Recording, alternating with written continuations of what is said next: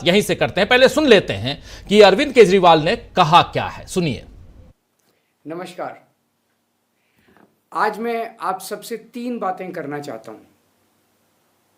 एक, जैसे जैसे 5वें चरण का चुनाव कंप्लीट हो गया और जैसे जैसे चुनाव होते जा रहे हैं वैसे वैसे साफ होता जा रहा है कि 4 जून को मोदी सरकार जा रही है और इंडिया गठबंधन की सरकार बनने जा रही है।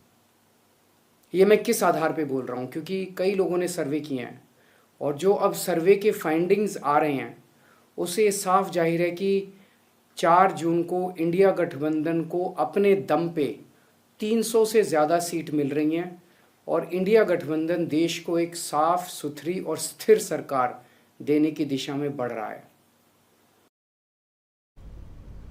तो लगभग 3.5 मिनट का इनका की प्रेस कॉन्फ्रेंस थी इनकी, अरविंद केजरीवाल की, लेकिन उसमें से ये जो शुरुआती 45 सेकंड आपको सुनाया और इसमें साफ साफ कह रहे हैं कि 5वें चरण के बाद क्या कुछ होने जा रहा है, 300 से पार सीटों की बात, सर्वे की बात, ये तमाम बातें आपने इनकी जुबानी, अरविंद केजरीवाल की जुबानी सुन ली। वहीं कांग्रेस अध्यक्ष मल्लिकार्जुन खड़गे ने भी आज जो मोदी के भाषणों को झूठ का बोलबाला बताते हुए कहा है और बार बार मल्लिकार्जुन खड़गे ये बात कह रहे हैं कि मोदी जो हैं वो झूठ की खेती करते हैं, झूठ बहुत ज़्यादा बोलते हैं, उनकी हर बात में झूठ टपकती रहती है। ये सारी बातें वो कहते आए हैं नरेंद्र मोदी को लेकर मल्लिकार्जुन खड़गे। आज उन्होंने कहा है कि इस बार बीजेपी सत्ता में नहीं आने वाली है, इसीलिए मोदी इतना झूठ बोल रहे हैं। देखिए, बीजेपी सत्ता में नहीं आने वाली है, इसीलिए नरेंद्र मोदी इतना झूठ बोल रहे हैं, ये कह रहे हैं मल्लिकार्जुन खड़गे। जरा सुन लीजिए उनकी जुबानी। लेकिन मोदी जी जो इतने झूठ बोल रहे हैं, क्यों बोल रहे हैं मुझे समझ में नहीं आया। क्योंकि उनकी सरकार आने वाली नहीं है, उतना नंबर उनको नहीं मिल रहा है, इसीलिए हर जगह टीका टिप्पणी करते वो फिर रहे हैं और कोई डेवलपमेंट की बात कर रहे नहीं। तो इसीलिए हम चाहते हैं कि आपके माध्यम से इस बार गठबंधन को भारी बहुमत देके देश में प्रॉस्पेरिटी लाई है, देश में शांति लाई है और देश में एकता की भावना रख के लोगों को आगे बढ़ने का मौका दीजिए। तो सुन रहे थे आप यहां पर सीधे मल्लिकार्जुन खड़गे कांग्रेस के अध्यक्ष जो बातें कह रहे हैं। और इससे पहले कल राहुल गांधी भी नरेंद्र मोदी को शहंशाह कहते हुए चेतावनी दे चुके हैं कि इतना अहंकार ठीक नहीं है। तो चाहे राहुल गांधी हो या केजरीवाल हो, अखिलेश यादव हो या तेजस्वी यादव हो, इंडिया गठबंधन के सारे नेता इस बार बीजेपी और मोदी का ऐसा घेराव कर चुके हैं कि उससे बाहर निकलने का कोई रास्ता मोदी को सूझ नहीं रहा है। 17 मार्च से लेकर, जी हां, इसी साल के 17 मार्च 17 मार्च से लेकर 15 मई तक नरेंद्र मोदी के भाषणों का एक विश्लेषण एक अखबार ने, इंडियन एक्सप्रेस ने छापा है। फ्रंट पेज पे आज ही छपा है, उसी से साभार कुछ चीजें आप तक हम पहुंचा रहे हैं। इस विश्लेषण में कहा गया है, देखा गया है कि मोदी पहले कांग्रेस का जिक्र कम करते थे, उसके बाद 17 मार्च से 15 अप्रैल के बीच जो मोदी जो हैं वो 17 मार्च से 15 अप्रैल के बीच लगभग 10 बार कांग्रेस का नाम ले रहे थे। जरा मैं उसको 17 मार्च से 5 अप्रैल के बीच 10 भाषणों में कांग्रेस का नाम नरेंद्र मोदी ने 10 बार लिया। आप समझिए, 17 मार्च से 5 अप्रैल के बीच अपने 10 भाषणों में कांग्रेस का नाम इन्होंने 10 बार लिया। इसके बाद 6 अप्रैल से 20 अप्रैल के बीच अपने 34 भाषणों में कांग्रेस का नाम इन्होंने 32 बार लिया। इसके बाद 21 अप्रैल से 5 मई के बीच देखिए कैसे कैसे कांग्रेस पर हमला बढ़ता गया है। नरेंद्र मोदी ने कैसे कैसे हमले बढ़ा दिए, उसी की बानगी आपके सामने रख रहा हूं। पहला, 17 मार्च से 5 अप्रैल के बीच 10 भाषण दिए नरेंद्र मोदी ने, उसमें 10 बार कांग्रेस का नाम लिया और सबसे कम बार उन्होंने राम मंदिर का नाम लिया है, मात्र 6 बार। यह भी एक इंपॉर्टेंट मुद्दा है। फिर 6 अप्रैल से 20 अप्रैल के बीच 34 भाषण दिए, 34 भाषण नरेंद्र मोदी ने दिए, 32 बार नाम लिए कांग्रेस के और 26 बार, इसमें भी सबसे कम बार राम मंदिर का नाम इन्होंने लिया। यानी कि इनको पता है कि राम मंदिर का मुद्दा नहीं चल रहा है। इसके बाद अप्रैल 21 यानी कि 21 अप्रैल से 15 मई तक 67 स्पीचेज नरेंद्र मोदी के हुए, 67 भाषण हुए नरेंद्र मोदी के, 67 भाषण। इसमें 63 बार इन्होंने कांग्रेस का नाम लिया है। अब आपको अगर टोटल बताऊं तो 17 मार्च से लेकर 15 मई के बीच 111 भाषण नरेंद्र मोदी ने दिए और इन 111 भाषणों में 105 बार सबसे ज्यादा कांग्रेस का जिक्र इन्होंने किया है और सबसे कम बार इन्होंने राम मंदिर का जिक्र किया है। और आखिरी बारी जो इनकी जो 21 अप्रैल से 15 अप्रैल के बीच जो इनकी आखिरी बारी आई है, जिसमें 67 भाषण इन्होंने दिए हैं, दूसरे नंबर पर हिंदू मुसलमान है जो 60 बार इन्होंने कहा है। हिंदू मुसलमान धीरे धीरे, यानी यहां 3 ट्रेंड आपको बताना चाहता हूं दोस्तों। पहली बात कि शुरुआत में कांग्रेस का जिक्र ये कम करते थे, जैसे जैसे इनको लगने लगा कि ये बाजी हाथ से निकल रही है, बाजी मेरे हाथ से कांग्रेस के हाथ में जा रही है, तो कांग्रेस के खिलाफ इन्होंने अपनी बातें रखना शुरू कर दिया। पहली बात। दूसरी बात, राम मंदिर का जिक्र धीरे धीरे इन्होंने खत्म कर दिया। आखिरी बारी आते आते राम मंदिर का जिक्र नहीं किया है इन्होंने। जो 21 अप्रैल से 15 अप्रैल के बीच जो 67 भाषण दिए, एक बार भी राम मंदिर का नाम नहीं लिया है इन्होंने।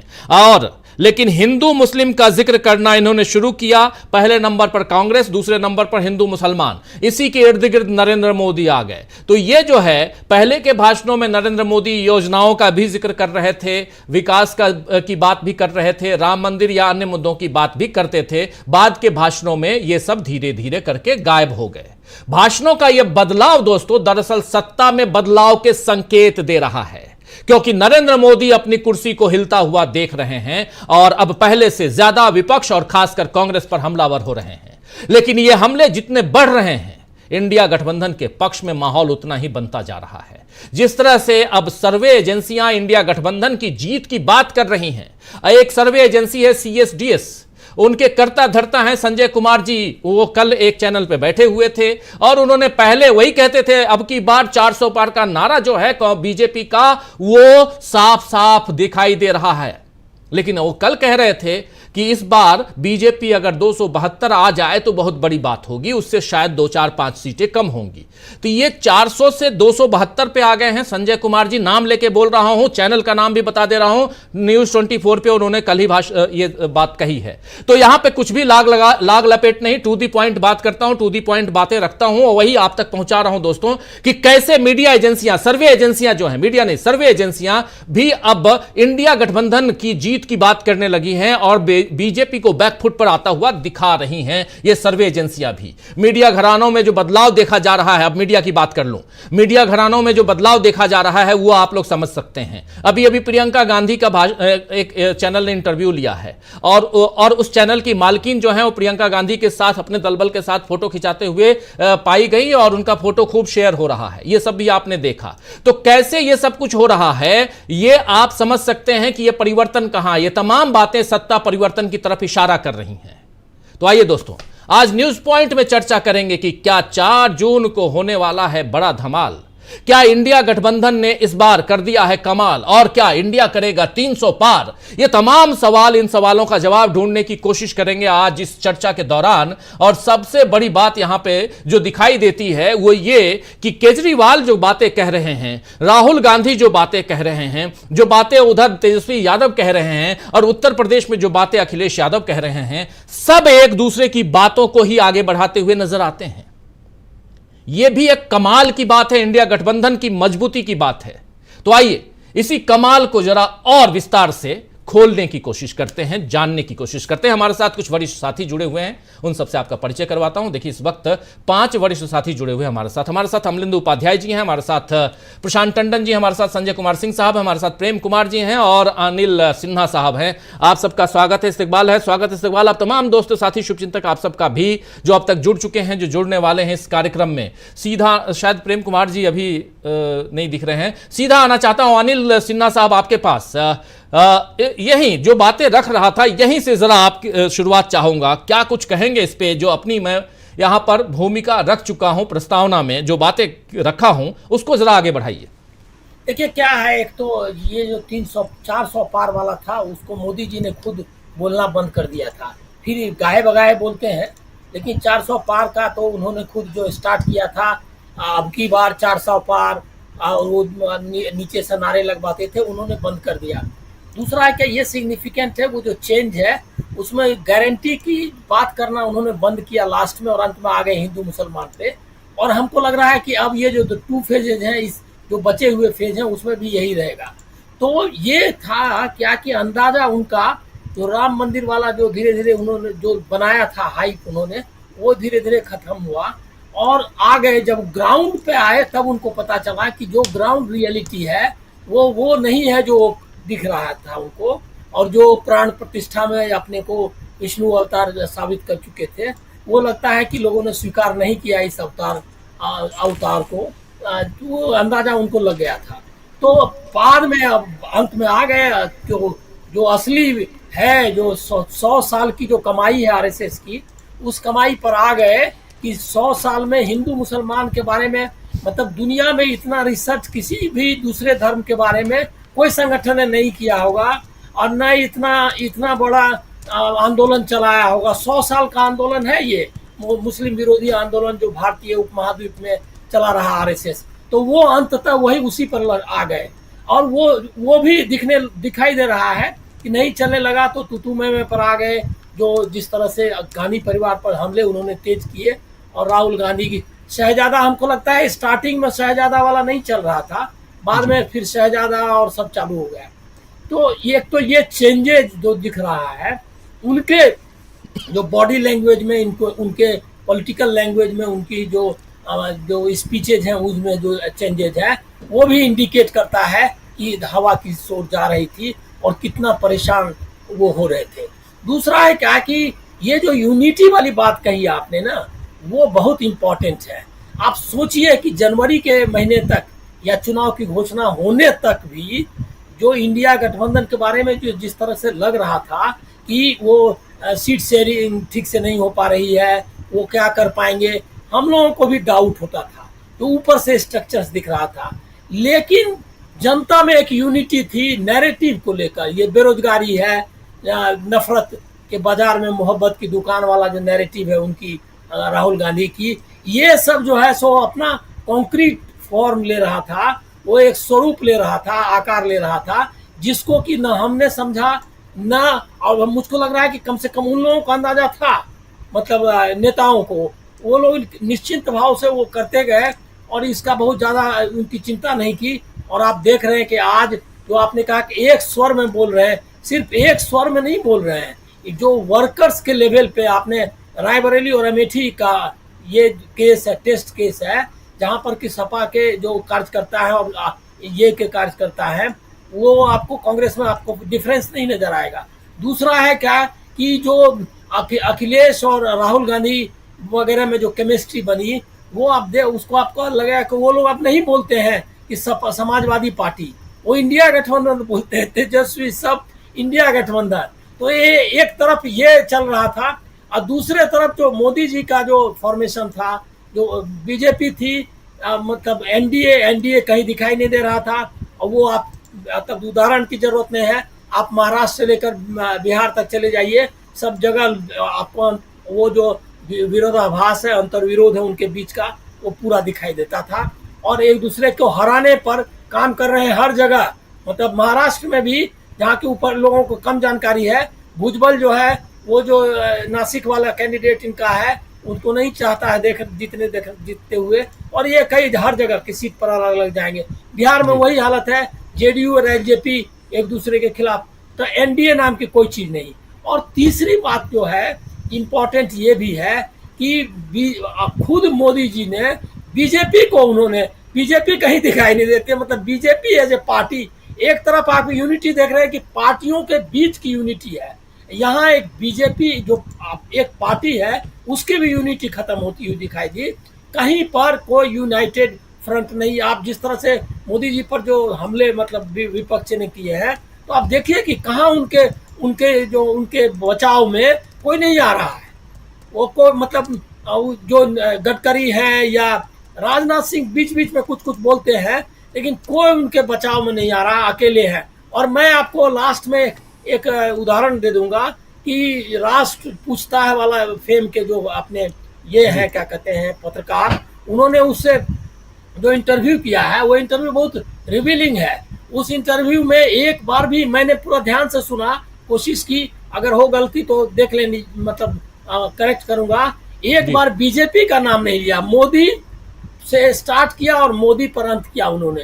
तो पार्टी और एनडीए कुछ नहीं, अंत में मोदी जी। तो एक तरफ मोदी जी फाइट कर रहे हैं और दूसरी तरफ पूरा एक कुनबा है राजनीतिक, जो एक पूरा विरासत है जिसमें कि जाति, मतलब सोशल जस्टिस, डेमोक्रेसी और सेकुलरिज्म, ये तीनों का गठजोड़ है। ये पहली बार इस तरह का एक कॉम्प्रिहेंसिव नैरेटिव जिसको आप कहते हैं, एक और यूनिटी दोनों दिखाई देती है। तो उसका मुकाबला मुझको लगता है कि करना उनके लिए बहुत मुश्किल है। अब तो रिजल्ट भी लोग बताने लगे हैं, वो जो एग्जिट पोल, एक तरह से समझिए कि मिनी एग्जिट पोल्स हैं जो आपको लोग बता रहे हैं कि 300 से ज़्यादा सीटें मिलेगी इसको। जी जी, बिल्कुल बिल्कुल। 300 अब की बार इंडिया करेगा 300 पार, ये नारा आज देते हुए दिखाई दिए, सुनाई पड़े अरविंद केजरीवाल। लेकिन उससे पहले राहुल गांधी भी कह रहे हैं कि 150 से ज़्यादा सीटें बीजेपी नहीं लाएगी। और अब सर्वे एजेंसियां भी उन्हीं का उसी ढंग से, उसी सुर में राग लाते हुए नजर आ रही हैं। तो क्या सचमुच 5 फेजेस के बाद परिस्थितियां बदल चुकी हैं और यहां से क्या वो तमाम चीजें दिखाई देती हैं जो अभी से कुछ दिनों पहले तक दिखाई नहीं देती थी? एक महत्वपूर्ण बात यहां पे कि नरेंद्र मोदी जो शुरुआती दौर में कांग्रेस पर ज्यादा हमलावर नहीं थे, वो धीरे धीरे कांग्रेस पर हमलावर क्यों होते गए? क्या उनको लगने लगा कि हाथ से सत्ता जा रही है और उसे छीन रही है कांग्रेस पार्टी? ये सब समझेंगे। हमारे साथ नवेंदु जी जुड़ गए हैं सीधे उधर पटना से। नवेंदु जी, आपका स्वागत करता हूं इस कार्यक्रम में और सीधा आना चाहता हूं प्रेम कुमार जी आपके पास। प्रेम कुमार जी, जरा आपसे समझूं, क्या आपको लगता है कि नरेंद्र मोदी के भाषणों में जहां 60 बार, लास्ट के 67 भाषण, 15 मई तक के भाषणों की बात कर रहा हूं, आखिरी पड़ाव 67 भाषण, टोटल 111 भाषण 17 मार्च से 15 मई तक, लेकिन उसमें से जो आखिरी 67 है उसमें 60 बार हिंदू मुसलमान का नाम ले रहे हैं, 63 बार कांग्रेस का नाम ले रहे हैं। यानी इन दोनों के साथ साथ नरेंद्र मोदी जो हैं वो किसी भी तरह सत्ता को बचाने की कोशिश कर रहे हैं, कांग्रेस पर हमलावर और उसके साथ साथ हिंदू मुसलमान करके, यानी पोलराइजेशन की कोशिश। कैसे देखा जाए और क्या ये इस ट्रेंड को देखकर ये समझ में आता है कि ये सरकार जो है या आने वाली जो लोकसभा है 18वीं लोकसभा, उसकी एक तस्वीर दिखाई दे रही है, ऐसा लगता है क्या? प्रेम कुमार जी। शुक्रिया राजीव जी। देखिए, जब इंडिया गठबंधन बना था तभी से आपको याद होगा कि इंडिया नाम लेना भी इन्होंने छोड़ने की पूरी कोशिश की। प्रेसिडेंट ऑफ भारत जैसी चीजें हम लोग को सुनने को मिलने लगी थी, तो कोशिश, डर उसी समय से लगने लगा था। लेकिन इंडिया गठबंधन की अपनी एक गति रही आगे बढ़ने की, और उस हिसाब से कई बार ऐसा लगा, हमारे पूर्व वक्ता अनिल सिन्हा जी ने बताया कि किसी को लगता नहीं था कि इंडिया गठबंधन एकजुट हो सकता है, सीट शेयरिंग हो सकती है। तो बड़े निश्चिंत भाव में भी रहे होंगे कि चलो ये लोग एकजुट नहीं होंगे, और इसका मुकाबला करने के लिए उन्होंने अपने ईडी, सीबीआई, आईटी सब खोल ही रखे थे। सबको भ्रष्टाचारी बताना, सबको परिवारवाद से जोड़ना, ये सारी चीजें चलती रही। लेकिन जैसे जैसे चुनाव करीब आया, राम मंदिर से उनको बहुत उम्मीद थी कि राम मंदिर का जब कार्यक्रम होगा, लेकिन उस कार्यक्रम में जैसे ही चारों शंकराचार्य ने अपनी अनुपस्थिति दिखलाई और उन तथ्यों को रखा कि क्यों ये सही गलत है, उस आलोक में हुआ। फिर श्री राम से अपने आप को बड़ा बताना, ये भी हुआ कि हम श्री राम से भी बड़े हैं। भाई, वो चंपत राय जी ने तो विष्णु का अवतार बोला, और वो सिलसिला आज भी जारी है जो संबित पात्रा की जुबान से हम सब ने सुना है कि वो भगवान जगन्नाथ भी मोदी भक्त हैं। अब उसके बाद संदेश दे करके, चापलूसी करके उस पर अपने बयान पर पर्दादारी करना कि मुंह से निकल गया, इस सब हम नहीं जाते, ये तो तरीका है राजनीति का। लेकिन संदेश दे दिया गया कि भगवान जगन्नाथ भी मोदी भक्त हैं, यहां तक ये आए। अब इसमें इस दौरान जो जनता की जरूरतें थी, जनता के सवाल थे, उसको लगातार इग्नोर करने की कोशिश नरेंद्र मोदी जी और उनकी पूरी टोली ने की। अब बीजेपी तो बोल नहीं सकता, टीम ऑफ नरेंद्र मोदी मैं कहता हूं कि उन्होंने इसकी कोशिश की कि बात ही ना करें। लेकिन जब कांग्रेस का मैनिफेस्टो आया, मैं कांग्रेस के मैनिफेस्टो को ही सबसे इस पूरे चुनाव का चरम बिंदु मानता हूं, क्लाइमेक्स मानता हूं। और आपने भी जो बयानात बताए इंडियन एक्सप्रेस के हवाले से कि नरेंद्र मोदी जी ने किस 111 भाषणों में कहा क्या बोला, तो वो उसके बाद का ही दौर है, वो क्लाइमेक्स है। उसके बाद नरेंद्र मोदी जी की जुबान एकदम से लड़खड़ाने लगी, प्लानिंग ढहने लगा। अब क्या करें, तो उन्होंने कांग्रेस को सेंटर्ड हमला बोलना शुरू किया और कांग्रेस को उनको सपने में आने लगी कि ये कांग्रेस अब तो ये कांग्रेस हमें खा जाएगी। मैनिफेस्टो को ही मुस्लिम लीगी बताया जाने लगा।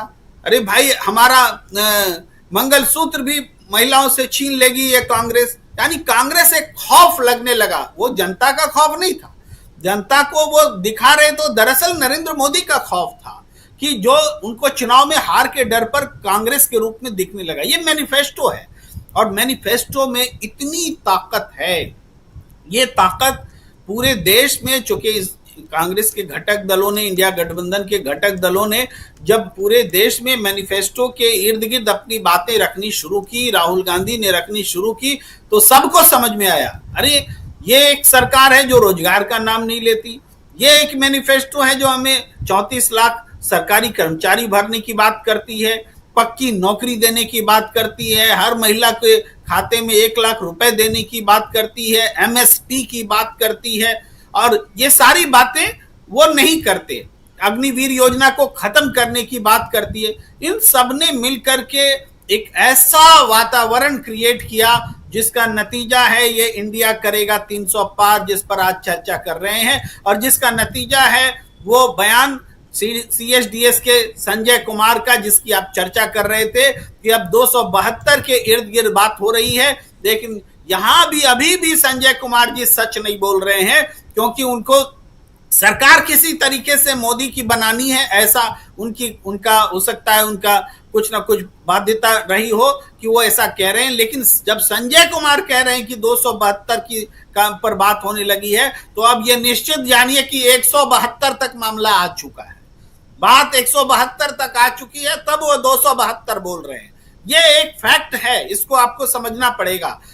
इसके बाद एक बार फिर आज की जो भक्त मीडिया है उसके कंटेंट पर ध्यान दें। वो फिर से हिंदू मुस्लिम राम मंदिर नफरत की बातें, इन पर उनका फोकस हो गया है, और ये फोकस उनका एक तरह से अंतिम अस्त्र शस्त्र होता है। तो नरेंद्र मोदी जी भारी दबाव में है, 300 पार इंडिया करता दिख रहा है, उनको पता है।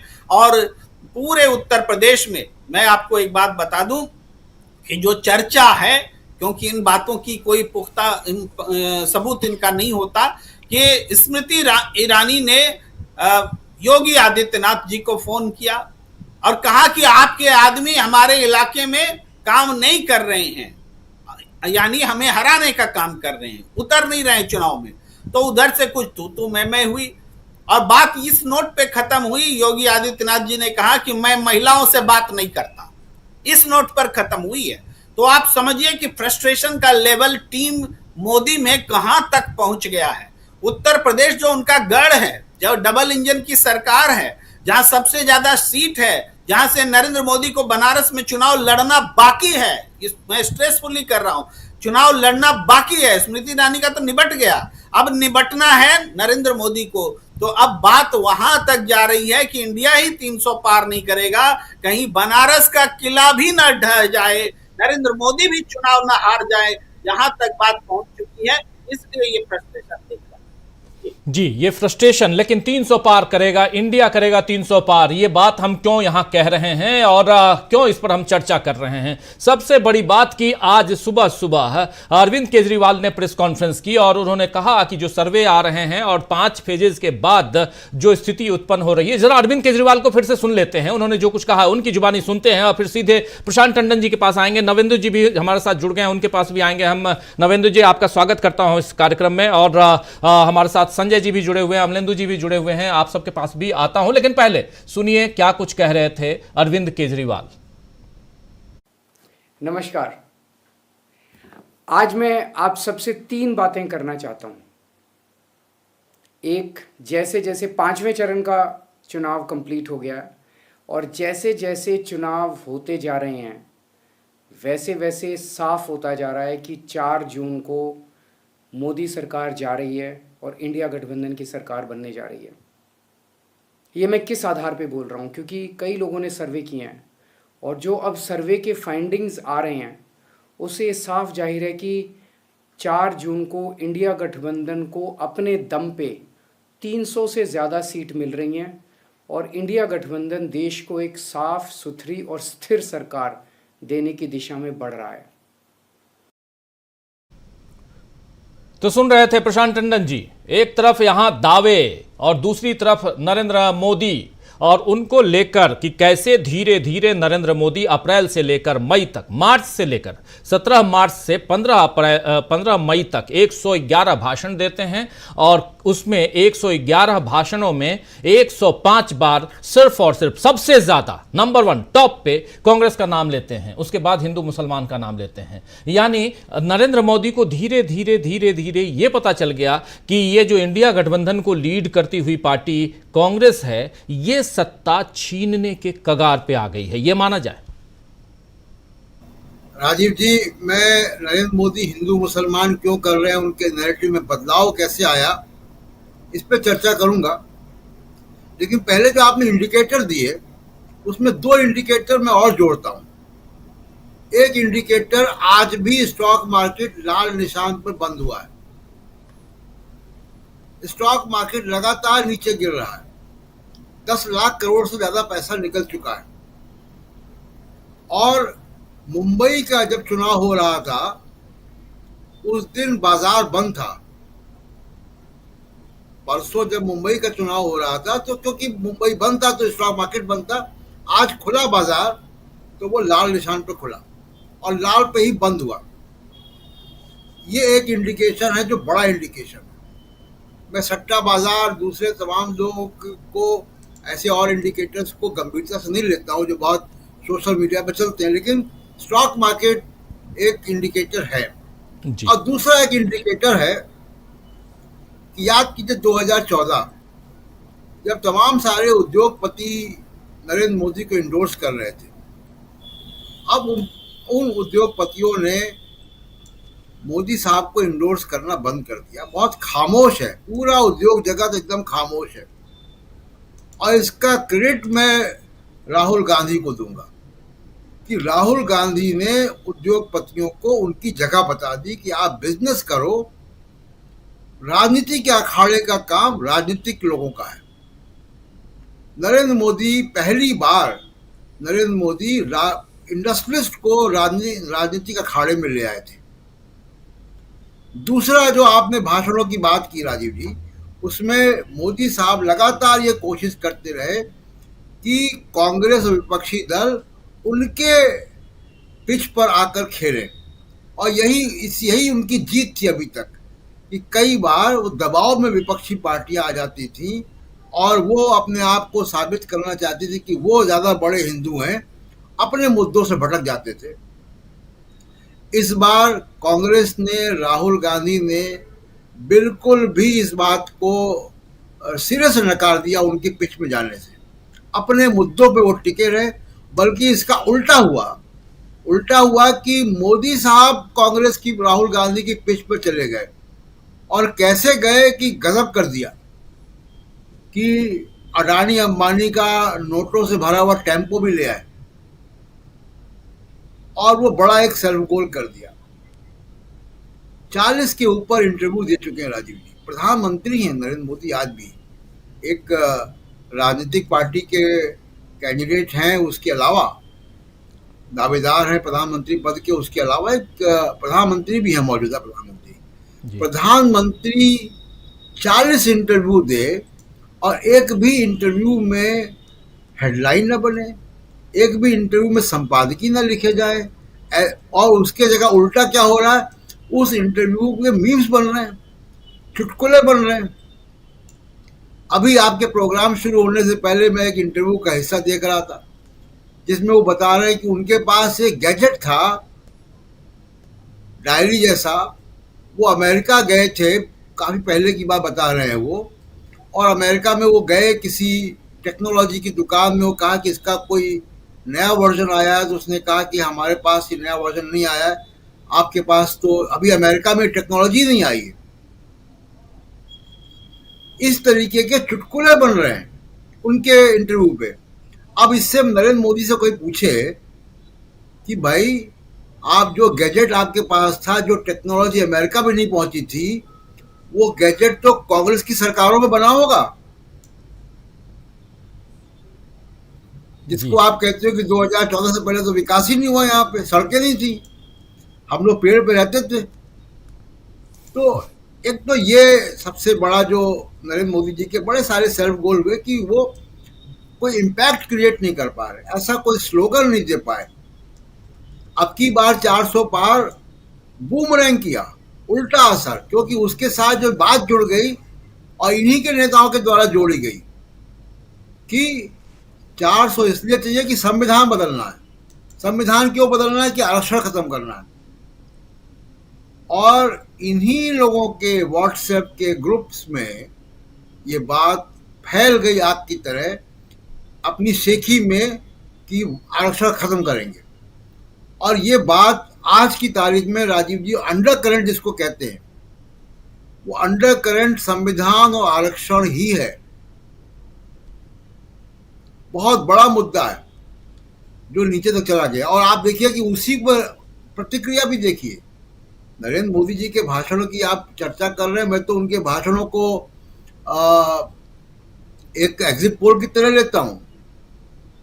और मैंने पहले चरण के मतदान के बाद ये कहा था कि नरेंद्र मोदी अगर ये अच्छा नहीं गया होगा तो तुरंत हिंदू मुसलमान पे आ जाएंगे, और तुरंत आ गए पहले चरण के बाद, और एग्जिट पोल सही साबित हुआ वो। तो ये हिंदू मुसलमान क्यों कर रहे हैं इतना ज्यादा? अपने कोर वोटर को बचाने के लिए एक बात, और दूसरा कोर वोटर मतलब 15-20% जो है, जो बहुत हिंदुत्ववादी या सांप्रदायिक जिसको कह सकते हैं, वो 37% वोट शेयर में सब लोग हिंदूवादी नहीं हैं, हिंदुत्ववादी। तो ये जो 15-16% का कोर वोट है उसको बचाने की कोशिश है। दूसरा कि जो इनका बीजेपी का वर्कर है जिसका बैकग्राउंड आरएसएस का है, उसको उसका हौसला अफजाई के लिए, उसका उत्साह बढ़ाने के लिए, क्योंकि वो बहुत मायूस हो गया पहले चरण के बाद, और वो सिलसिला अभी भी जारी है। तो ये हिंदू मुसलमान अपना कोर वोटर के लिए, क्योंकि विपक्ष तो देखिए अब इसमें नहीं आएगा, उन्होंने तय कर लिया जी। बाकी इंडिकेशंस आप बता चुके हैं। और मैं एक और जो बात, संजय कुमार जी का आपने नाम लिया, मैं आमतौर पे किसी का नाम नहीं लेता हूं, लेकिन क्योंकि पब्लिक डोमेन में है तो नाम लेकर चर्चा इसीलिए मैं भी लिया, पब्लिक डोमेन में है। और कल ही शाम को एक कार्यक्रम में वो अपनी बात रख रहे थे। अब तो खुल्लम खुल्ला चीज़ें जो हैं वो हैं, ऑलरेडी मार्केट में हैं, सोशल मीडिया पे है। चुनाव शुरू होने के पहले उन्हीं का एक सर्वे आया, तो 3 लोगों ने मिलकर किया, लोकनीति, CSDS और द हिंदू ने। और द हिंदू के सर्वे ने तस्वीर साफ कर दी थी कि लगभग 50% लोग नौकरी, महंगाई, बेरोजगारी इन मुद्दों पर हैं, और मात्र 10% लोग, 8% राम मंदिर और 2% हिंदुत्व। 10% लोगों के लिए हिंदुत्व का मुद्दा है। इसलिए राम मंदिर की चर्चा नहीं है, और वो जो 50% का जो रुझान दिख रहा था उस सर्वे में, वही इंडिया गठबंधन की मेन कैंपेन पिच है। संजय कुमार जी उस सर्वे में भी जब वो टीवी डिबेट में आ रहे थे, राजीव जी आपको याद होगा, तो अपने ही सर्वे को गलत बता रहे थे। वो उसी डिस्कशन में उस टीवी चैनल पर उन्होंने कहा था कि ऐसा नहीं है, लोग राम मंदिर को वोट दे रहे हैं, 400 पार की बात उन्होंने उस वहां की थी। 5 मिनट और तक डिफेंड अभी भी किया मैं था कहूंगा 5 मिनट हाँ, तक उसको डिफेंड किया था उन्होंने 5 मिनट तक। और ये बात में लगातार ये बात की थी। मैं तो हतप्रभ हूं कि कोई एजेंसी, कोई व्यक्ति, कोई प्रोफेशनल अपने ही सर्वे को टीवी चैनल पे बैठकर कैसे नकार सकता है, कैसे कह सकता है कि वो गलत है। उन्होंने वो काम किया था। तो बड़ा आश्चर्यजनक बातें हैं ये, जो कि हमारे दर्शकों को मालूम होना चाहिए कि ये सब भी हो रहा है। अब एक और सर्वे वाले भाई साहब है, उनको लगाया गया। तो ये सब इंडिकेशन ये है कि किसी तरीके से उठाना है कैंपेन को।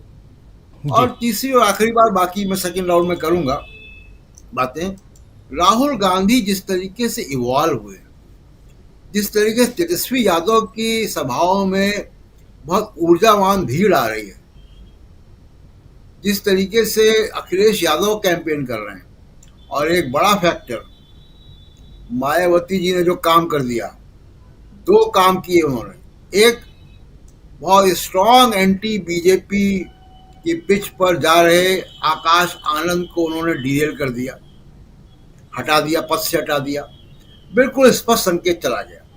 और परसों उन्होंने मतदान करते वक्त ये कह दिया कि इंडिया गठबंधन को की तरफ जा रहे लोग, परिवर्तन की आंधी है, ये उन्होंने कह दिया। उससे लग रहा है कि 1-2 मतलब निकालता हूं राजीव जी। एक, उनका वोट बैंक जा रहा है विपक्षी पार्टियों को, कांग्रेस को खासकर से। और दूसरा, उन्होंने संकेत भी दे दिया है, ये स्पष्ट मैसेज है अपने समर्थकों के लिए कि परिवर्तन की तरफ जाओ।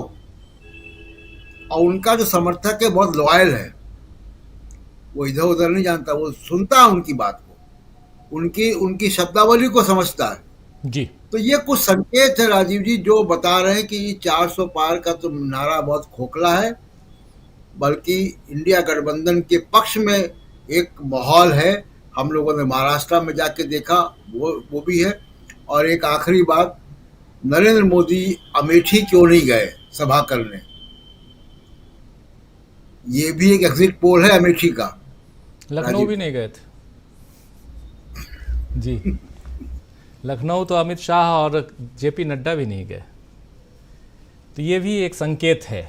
इन संकेतों को समझना होगा। लेकिन उधर महाराष्ट्र से लेकर उत्तर प्रदेश तक, बिहार से लेकर पश्चिम बंगाल तक, उसके बाद अब चूंकि महाराष्ट्र का चुनाव खत्म हो चुका है और इसके अलावा जो उत्तर प्रदेश है, फिर बिहार है, फिर पश्चिम बंगाल है, ये 3 प्रमुख राज्य, और इन तीनों राज्यों में पूरे 7 चरणों में मतदान है। लेकिन उसके अलावा झारखंड, दिल्ली, हिमाचल, हरियाणा, पंजाब, जम्मू कश्मीर, ये ऐसे राज्य हैं जहां अभी चुनाव बाकी है। यानी पूरा का पूरा जोर जो है वो उत्तर भारत में है, और पूर्वी उत्तर भारत भी कह सकते हैं, उत्तर भी कह सकते हैं। और यहां से क्या उतनी सीटें आ रही हैं जिससे अब की बार 400 पार या 370 पार का नारा जो है वो बुलंद होगा। लेकिन अरविंद केजरीवाल सुबह सुबह पोल खोलते हुए कहते हैं, और तमाम कई लोग, सर्वे एजेंसियां आखिर क्यों कह रही हैं, नरेंद्र मोदी के भाषणों से क्या समझ में आ रहा है, उनके भाषणों में कैसे धीरे धीरे कांग्रेस का नाम, कांग्रेस का जिक्र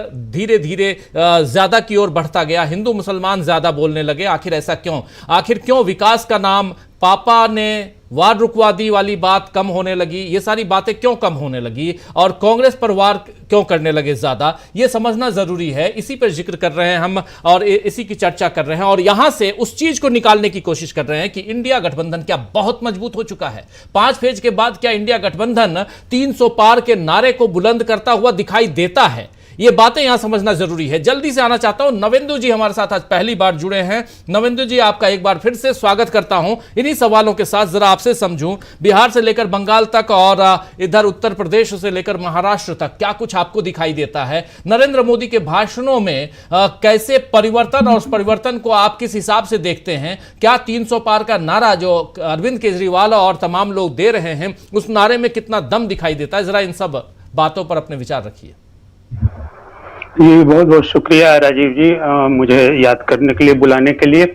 देखिए, ये पूरा जो चुनाव है, दरअसल मैं इसको जिस तर्ज पर समझ रहा हूं कि नरेंद्र मोदी या फिर पूरी बीजेपी, पूरी उनकी ये एक स्ट्रेटेजिकली जो है, ये चुनाव ही शुरू से उनके हाथ से निकला हुआ दिख रहा था। वजह क्या थी कि रणनीति बनाने के मामले में तुलनात्मक रूप से हम जब भी देख रहे हैं तो इंडिया गठबंधन और एनडीए, तो एनडीए की पूरी रणनीति ही जो है शुरू से जैसे लग रहा है कि ऑफ द ट्रैक हो गई, और इसके मूल में और कोई नहीं है, सिर्फ है नरेंद्र मोदी।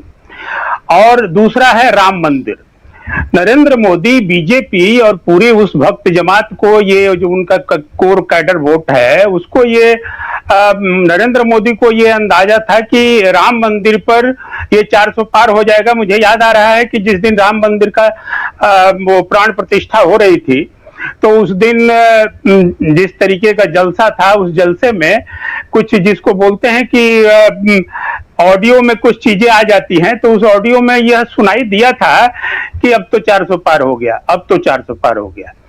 ये एक धीमे से आवाज ये आई थी, और उस आवाज के बदौलत भी मैं ये कह रहा हूं कि उनको ये भरोसा था कि जैसे धर्म का जो मामला है वो राम मंदिर के जरिए खिल जाएगा, और अंततः जो मोदी की धारणा है हिंदुस्तान के बारे में, भारत के बारे में, कि ये धर्म भीरु देश है, तो उस धर्म भीरु देश को अपने तरीके से उन्होंने वोट बैंक में बदलने की कोशिश की। तो उनका ये मानना था कि ये क्लिक कर जाएगा और फिर जो है और कुछ करने की जरूरत नहीं है। तो इसलिए उन्होंने, मुझे लग रहा है कि बीजेपी ने अपने घोषणा पत्र पर जोर नहीं दिया, अपने कैंडिडेचर पर जोर नहीं दिया, यानी उनके जो सीटें, जो वो सांसद सीटें जो बांट रहे थे जिन उम्मीदवारों को, उन उम्मीदवारों पर मुकम्मल तौर पर वर्कआउट नहीं किया गया।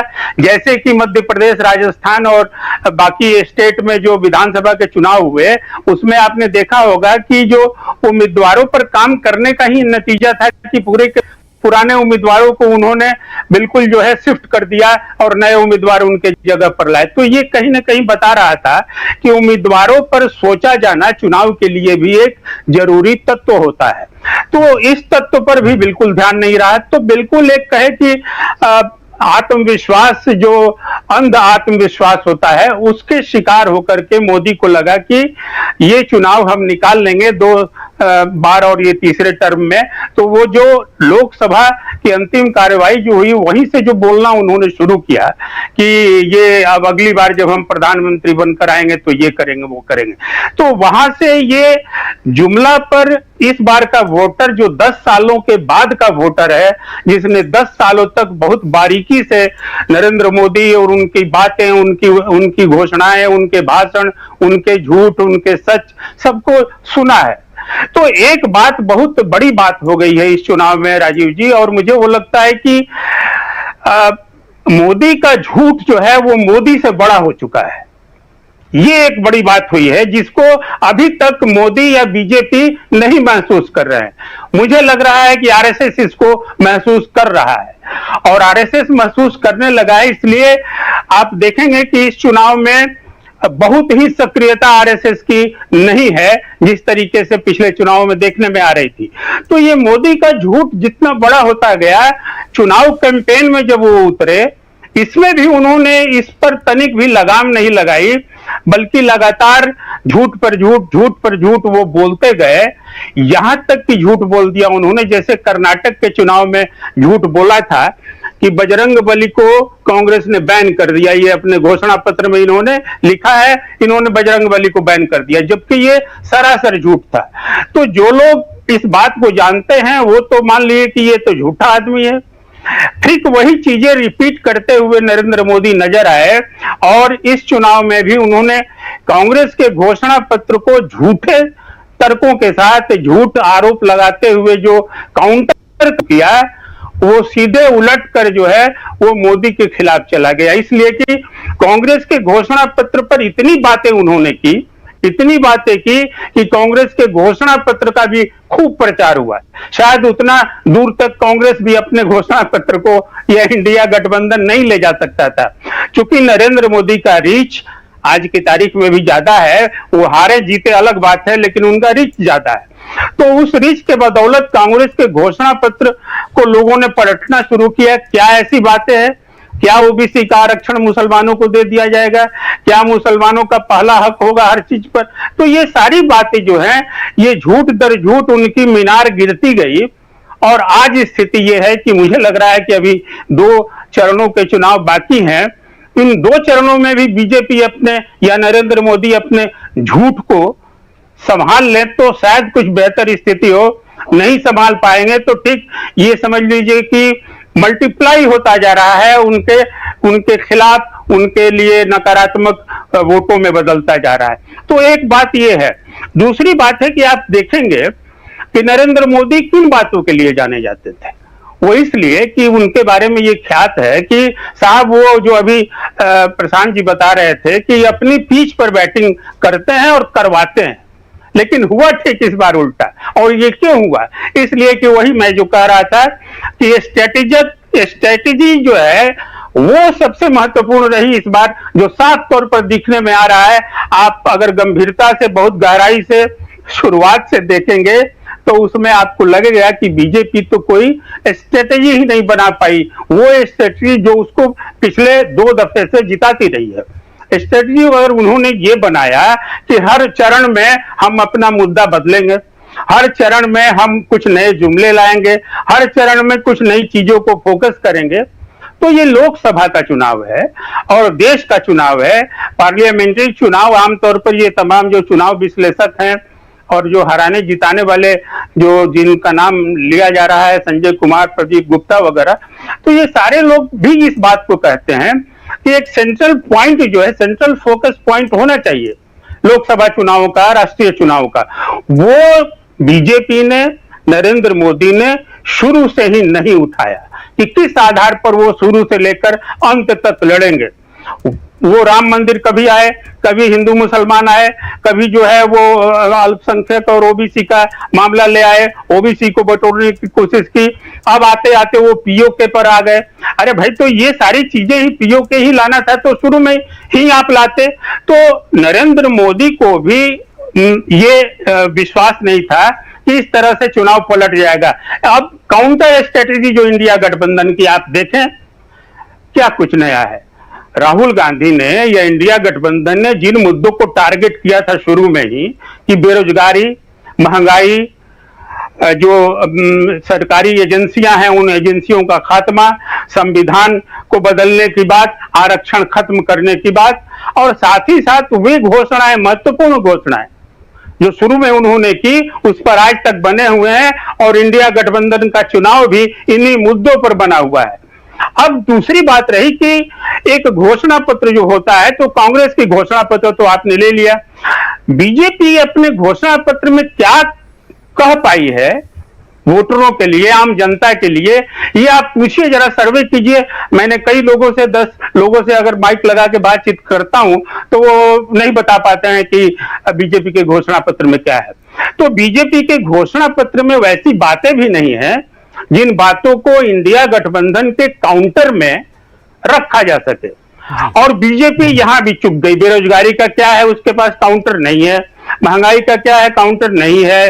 तो उसके बाद बचता क्या है? सरकारी एजेंसियों को खत्म करने का इसका कोई काउंटर नहीं है। तो मोदी जो गढ़ते रहे, भ्रष्टाचार का मुद्दा गढ़ते रहे, भ्रष्टाचार पर एक्सपोज हो गए, परिवारवाद का मुद्दा गढ़ते गए, परिवारवाद पर एक्सपोज हो गए।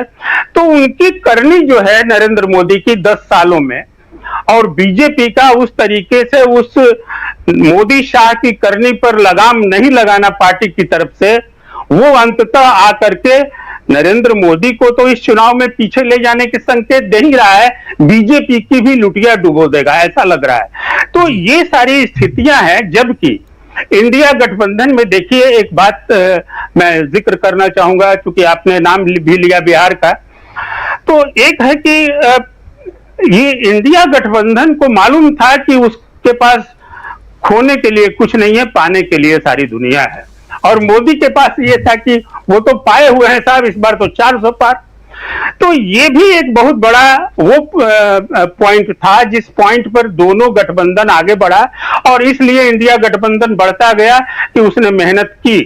और मेहनत के साथ साथ अब देखिए तेजस्वी यादव की बात। आज तेजस्वी यादव बिहार में शिरोमणि बने हुए हैं इंडिया गठबंधन के, और जिस तरीके से उन्होंने एक समा बांधा है, मोर्चा बांधा है, अखिलेश ने जैसे यूपी में मोर्चा बांधा है, तो अखिलेश के पास तो राहुल गांधी भी हैं, तो इन दो लोगों ने मिल करके वहां जलवा बिखेर दिया है। लेकिन बिहार में तेजस्वी के हाथ में कमान है, और तेजस्वी देखिए जैसे ही सरकार गिरी थी महागठबंधन की, आपको याद होगा राजीव जी कि सरकार गिरने के साथ ही सदन अभी चल रहा था, विधानसभा चल रही थी, बावजूद इसके तेजस्वी उस हाउस से निकल गए, और निकलकर उन्होंने जन विश्वास यात्रा निकाली। जी। सही समय, यही समय जिसको कहते हैं, और सही समय पर उन्होंने चोट किया। लोहा गर्म था, और उस लोहा गर्म को लेकर के वो जनता के पास निकल गए। यही कारण है कि तब से जो आग लगाई सुलगाई उन्होंने, वो आग जो है अब तक धधक रही है। तो इस धधकन में पहले चरण, दूसरे चरण, तीसरे, चौथे, पांचवें चरण निकल गए, और इस पांचवें चरण में बिहार की वो तस्वीर बदल गई, निसंदेह बदल गई कि 39 में 39 सीटें जो एनडीए लेकर आया था वो उसके पास नहीं जा रहा है। और जो मेरा मानना अपना है कि आप ये निसंदेह मान के चलिए कि 15 से 17 सीटों का नुकसान तो अभी दिख रहा है पांचवें चरण तक आते आते एनडीए को। तो ये एक स्थिति जो बनी, तो उसमें मैं देख रहा हूं कि आप देखेंगे बिहार, यूपी या फिर महाराष्ट्र, इन सब जगहों पर जो वहां के इंडिया के नेता हैं, उन नेताओं को लेकर के भी एक जनता की दीवानगी है। यानी जो छत्रप कहते हैं, तो जो क्षेत्रीय दल हैं उनके छत्रप हैं, उन छत्रपों के प्रति भी एक दीवानगी है, और पूरे राष्ट्रीय स्तर पर एक दीवानगी तो राहुल गांधी की बनी हुई है। चूंकि राहुल गांधी उन मुद्दों को उठा रहे हैं जो मुद्दे सीधे, अगर वोट बैंक की बात करें या फिर उस सेक्शन की बात करें कि वोटों की एक जमात होती है, तो उस वोटों की जमात में राहुल गांधी के मुद्दे सीधे पहले जाकर टकरा रहे हैं युवा वोटरों से, वो युवा वोटर जो इस बार ज्यादा है। और दूसरा मुद्दा टकरा रहा है जाकर महिलाओं से। महिलाओं को महंगाई का सवाल एक बहुत बड़ा सवाल है। महिलाओं को जो उन्होंने 1 लाख रुपया टकाटक देने की जो बात कही, ये बहुत ज्यादा लोकप्रिय हुआ है, और गांव-गांव में ये बहुत लोकप्रिय हुआ है। तो गिनाने के लिए, कहने के लिए जो राहुल गांधी के मुद्दे हैं वो असर दिखा रहे हैं, और दूसरा छत्रपों की जो गोलबंदी चुनाव में लेकर हो रही है। और देखिए एक बहुत बात खास आ रही है, अगर आप आगे फिर मौका देंगे तो बात की जाएगी। अगली बार इस पे भी बात करेंगे। बिहार को थोड़ा और नजदीक से आपके जरिए समझने की कोशिश करेंगे। नवेंदु जी, सेकंड राउंड में आता हूं आपके पास, थोड़ा माफी चाहूंगा। और लेकिन एक अभी एक ट्वीट आया है राहुल गांधी का एक वीडियो के साथ, और वो आप तक हम रखना चाहते हैं पहले, और वीडियो को रखना चाहते हैं। राहुल गांधी दरअसल लिख रहे हैं नरेंद्र मोदी पे कि नरेंद्र मोदी 2 हिंदुस्तान बना रहे हैं जहां न्याय भी दौलत का मोहताज है। 2 हिंदुस्तान बना रहे हैं जहां न्याय भी दौलत का मोहताज है। जरा सुन लेते हैं राहुल गांधी क्या। दरअसल ये मामला क्या है आपको बता दूं दोस्तों, कि पुणे में नशे में एक फोर्स कार, आप जानते हैं बहुत महंगी कार है, उस कार से 2 नाबालिग लड़के ये कार चला रहे थे, और 2 इंजीनियरों की इन्होंने जान ले ली। उसके बाद कोर्ट से जो सज़ा मिली इन दोनों नाबालिगों को, ये सज़ा मिली कि निबंध लिखिए। और यही निबंध लिखने, यानी ऐसे लिखने के लिए जो सज़ा मिली, इसी पर ये वीडियो बना करके राहुल गांधी यहाँ बताना चाह रहे हैं कि नरेंद्र मोदी किस तरह का हिंदुस्तान बना रहे हैं। ये जो दो हिंदुस्तान की बात है और न्याय की बात है, न्याय का मोहताज की बात जो राहुल गांधी कर रहे हैं, इन्होंने इस वीडियो के साथ जो ट्वीट किया है उसमें साफ साफ लिख रहे हैं कि नरेंद्र मोदी दो हिंदुस्तान बना रहे हैं जहां न्याय भी दौलत का मोहताज है। और ये यहाँ पर अभी थोड़ी देर पहले अपने घर के सामने ये देख लीजिए, ये वीडियो बनाते हुए, और नमस्कार मैं राहुल गांधी हूँ ये कहते हुए, इससे साफ समझ में आता है कि ये चुनाव जहाँ उसूलों की बात हो रही है, मुद्दों की बात हो रही है, गरीबों की बात हो रही है, आम जनता की बात हो रही है, क्योंकि राहुल गांधी यहाँ कह रहे हैं कि बस, ट्रक ड्राइवर, उबर, ऑटो ड्राइवर्स अगर गलती से किसी को मार देते हैं तो 10 साल की सज़ा होती है। आप याद कीजिए कि अभी ट्रक ड्राइवरों ने इसके लिए स्ट्राइक की थी, हड़ताल की थी। मगर अगर गरीब घर का लड़का जो 16-17 साल का बेटा फोर्स गाड़ी चलाता है, अमीर घर का लड़का फोर्स गाड़ी चलाता है और 2 लोगों की मौत हो जाती है, हत्या कर देता है, तो उसको कहा जाता है कि ऐसे लिखो। ऐसे ट्रक ड्राइवर से, बस ड्राइवर से क्यों नहीं लिखाते? ये सवाल बहुत बड़ा है कि आप उनको 10 साल की सज़ा देते हैं, इनको कहते हैं आप कि ऐसे लिखो, यानी निबंध लिखो। ये कैसा हिंदुस्तान बनाना आप चाहते हैं?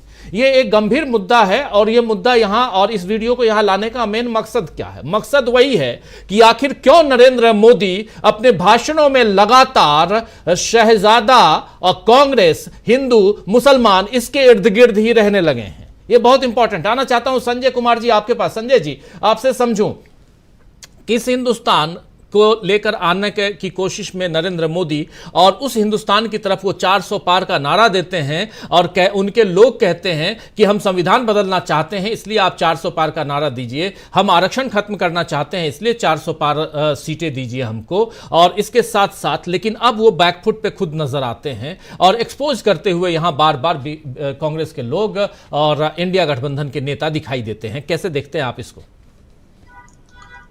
कुल मिला के नरेंद्र मोदी डिक्टेटरशिप की तरफ ले जाना चाहते हैं और उनके सपोर्टर इसको सपोर्ट कर रहे हैं। और ये बिल्कुल क्लियर हो गया जब ये बात हुई संविधान की, और जब किसी उनके नेता ने कहा कि हमें 400 इसलिए सीटें चाहिए कि हम उसको पार करेंगे, तो विपक्ष ने उसको लपक लिया और वो हिट हो गया। तो वो हिट इसलिए हुआ कि नरेंद्र मोदी का बाकी सब काम से ये प्रूव हो रहा है कि वो वैसे ही कर रहे हैं, डिक्टेटरशिप की तरह जा रहे हैं। आम आदमी के लिए अभी राहुल गांधी का ये जो वीडियो आपने या ट्वीट जो चर्चा की आपने जो दिखाया, 10 साल में आप याद कीजिए कि प्रधानमंत्री ने किसी आम आदमी के लिए या किसी साधारण मामले में ऐसा कोई ट्वीट किया हो, चिंता की हो, कोई बात की हो, वो बोलते ही नहीं है, स्टैंड ही नहीं लेते हैं, उनका पता ही नहीं चलता है कि वो है कि नहीं है। तो एडमिनिस्ट्रेशन से जो एक्सपेक्टेड होता है वो कुछ कर ही नहीं रहे हैं। और मैंने पूरे 10 साल उन्होंने आम आदमी की कोई खबर ही नहीं ली है। और सिर्फ उन्होंने खबर नहीं ली ऐसा नहीं है, पूरी व्यवस्था में आप किसी से बोल नहीं सकते कि मैं परेशानी में हूं, मैं मुश्किल में हूं, मुझे कुछ राहत दिलवा दीजिए। ये पूरी व्यवस्था में कहीं कोई नहीं है। तो ये 10 साल में बना है पूरा, और लोगों ने भोगा है, देखा है। तो जब उसको कहा गया कि नरेंद्र मोदी संविधान बदलेंगे, तो वो जो डिक्टेटरशिप की तरफ जा रहे थे वो सब लोगों को समझ में आया और इसीलिए वो हिट हो गया। वो जैसे कहा जाता ना कि वायरल कर दिया, वायरल किया नहीं जाता है, चीजें वायरल होने लायक होती है तो हो जाती है। सब चीज वायरल किया नहीं जा सकता, ऐसा थोड़ी है कि 100 लोग ट्वीट कर देंगे तो वायरल। वो वायरल तब होगा जब वायरल होने लायक होती है। तो ये मामला वैसा था कि वायरल होने लायक था और सब लोगों को लगा कि हाँ ये बात तो सही है, तो उस ढंग से गया। और दोनों लोगों में जो अंतर है, राहुल गांधी के काम करने का तरीका और नरेंद्र मोदी के काम करने का तरीका। और ये राहुल गांधी ने बहुत पहले कहा था, जब नरेंद्र मोदी ने कहा था कि कांग्रेस मुक्त भारत बनाएंगे, तभी राहुल गांधी ने कहा था कि नहीं, हम इनको लड़के हराएंगे और ये विचारधारा की लड़ाई है। तो ये लोग 10 साल से देख रहे हैं। जो लोग प्रचार के मुगालते में थे, गलतफहमी में थे कि नरेंद्र मोदी जो बोल रहे हैं वो कर देंगे, वो उसमें से कुछ भी नहीं हुआ। और जो कह रहे थे उसमें बहुत कुछ इम्प्रैक्टिकल था, किया ही नहीं जा सकता है, जिसको उन्होंने बाद में खुद ही कह दिया कि जुमला है। तो वो जो कर रहे थे उसकी पूरी पोल खुल गई 10 साल में। और कांग्रेस ने उसका मुकाबला करने के लिए जो रणनीति बनाई वो बहुत ही इफेक्टिव है और बहुत ही सक्षम है, प्रभावशाली है, वो पूरा काम कर रहा है। और नरेंद्र मोदी के पास प्लान ए था हिंदू मुसलमान, और प्लान बी था ही नहीं। प्लान बी अगर था तो वो यही था कि कांग्रेस की आलोचना करो। उसमें भी ढंग से नहीं है, कोई तैयारी नहीं है, कुछ मटेरियल नहीं। ऐसा नहीं कांग्रेस की आलोचना नहीं की जा सकती है, कांग्रेस की आलोचना में तमाम चीजें कही जा सकती है, लेकिन जो वो कह रहे हैं नेहरू जी का, वो नेहरू जी का कहने से तो कोई मतलब नहीं। अभी राहुल गांधी की बात करो ना, कि राहुल गांधी कहाँ कहाँ कमजोर हैं, या राहुल गांधी कैसे गलत सोचते हैं, कैसे गलत सोच सकते हैं, या कैसे गलत कर सकते हैं। तो वो सारी बात कुछ नहीं हो रही है, और सिर्फ कांग्रेस मुसलमान को आरक्षण दे देगी, कांग्रेस तुम्हारा आरक्षण लेके दे देगी, जबकि कांग्रेस ने ही तो आरक्षण की बात शुरू की थी, और ये सबको पता है। तो सब लोग देख रहे हैं कि ये क्या कर रहे थे और राहुल गांधी ने उसको क्या बताया या क्या करना चाहिए। तो इसलिए वो लोगों को समझ में आ रहा है, और चूंकि इन्होंने खुद ही सब किया हुआ है, और पहले बहुत बढ़ चढ़ के कहते थे कि हम ये कर देंगे वो कर देंगे, मैंने मुसलमान के विरोधी खुद हैं और ये सबको पता है, और इनके पास ना एक मुसलमान सांसद है, ना एक मुसलमान विधायक है, ना कोई पार्टी में पदाधिकारी है, वगैरह वगैरह। तो अब ये कैसे कहें कि हम मुसलमान के हित में भी कुछ कर सकते हैं? तो इनको सिर्फ ये कहना है कि वो मुसलमान विरोधी वो है, तो जाहिर है उसका असर नहीं होगा, क्योंकि उसको लोग जानते हैं। और सब लोग कांग्रेस को पिछले इतने साल से, कांग्रेस का जो लोग पुराने हैं वो जानते हैं। तो ज्यादातर लोग जो कम उम्र के वोटर हैं, जो पिछली बार उन्होंने 2019 में किया था, कि जो पुरानी कांग्रेस को नहीं जानते थे या कांग्रेस को पहले से नहीं जानते थे, वो इनके प्रभाव में आ गए। तो ये चुनाव जीतने के लिए जो कुछ भी कर सकते थे वो 10 साल में इन्होंने किया, और 10 साल में लोगों ने देख लिया कि ये असल में क्या है। तो और सत्यमेव जयते का देश है हमारा, तो सत्य सामने आ गया और सत्य की जीत होती हुई नजर आ रही है, और सब लोग आगे बढ़ रहे हैं सत्य की तरफ, सत्य जीतने के लिए। तो इसमें बीजेपी की जो रणनीति थी, उसकी जो खासियतें थी, या जो उसमें नहीं करना चाहिए था, तो कांग्रेस ने वो सब नहीं किया। लेकिन चुनाव जीतने के लिए बहुत जरूरी है 400 पार टाइप की चीजें करना। तो 400 पार ये शुरू में करते रहे, और उसको उसकी हवा निकाली गई। और कांग्रेस ने कल जो ये 300 पार वाली सीट है, वो सट्टा बाजार के आधार पे कहा गया। सट्टा बाजार के आधार पे जब कहा गया और लगा कि अरे ये तो फिट हो जाएगा, तो उसके बाद फलौदी का बाजार आ गया बीच में। पहले मुंबई के सट्टा बाजार के आधार पे कांग्रेस ने क्लेम किया, और फिर कहा गया कि नहीं, फलौदी का सट्टा बाजार ज्यादा क्रेडिबल है, और वो बीजेपी को जिता, वो एनडीए को जिता रहा है। तो इस तरह से कांग्रेस जो है ये वाला काम भी कर ले रही है, जो जिसकी जरूरत नहीं जी नहीं। लेकिन यहाँ पे थोड़ा मैं आपकी इस बात से थोड़ा सा मैं अलग अपनी बात रखता हूँ, और यहाँ सट्टा बाजार की कोई बात नहीं हो रही, यहाँ सर्वे की बात हो रही है। जो अरविंद केजरीवाल का जो ट्वीट है, या जो उनका जो बयान है, या राहुल गांधी जो लगातार कह रहे हैं, पहले 200 कह रहे थे, उसके बाद 150 पे आ गए, 180 आए, फिर 150 पे आ गए, और या उधर अखिलेश यादव कह रहे हैं कि 143 सीटों, ये 400 पार कह रहे हैं ना, तो 400 के बाद 543 यानी 543 माइनस 400 अगर कीजिए तो 143 सीट्स होती हैं, और ये 143 सीट्स के लिए भी तरसेंगे। आज ये कह रहे थे, तरस जाएंगे, आज ये कह रहे थे। तो इस आधार पे यहाँ कोई सट्टा बाजार की बात, और ना ही हम यहाँ करते हैं, ना इनकरेज करते हैं, ना उसकी बात करते हैं, इसलिए उस चीज को थोड़ा सा किनारे हम रखें।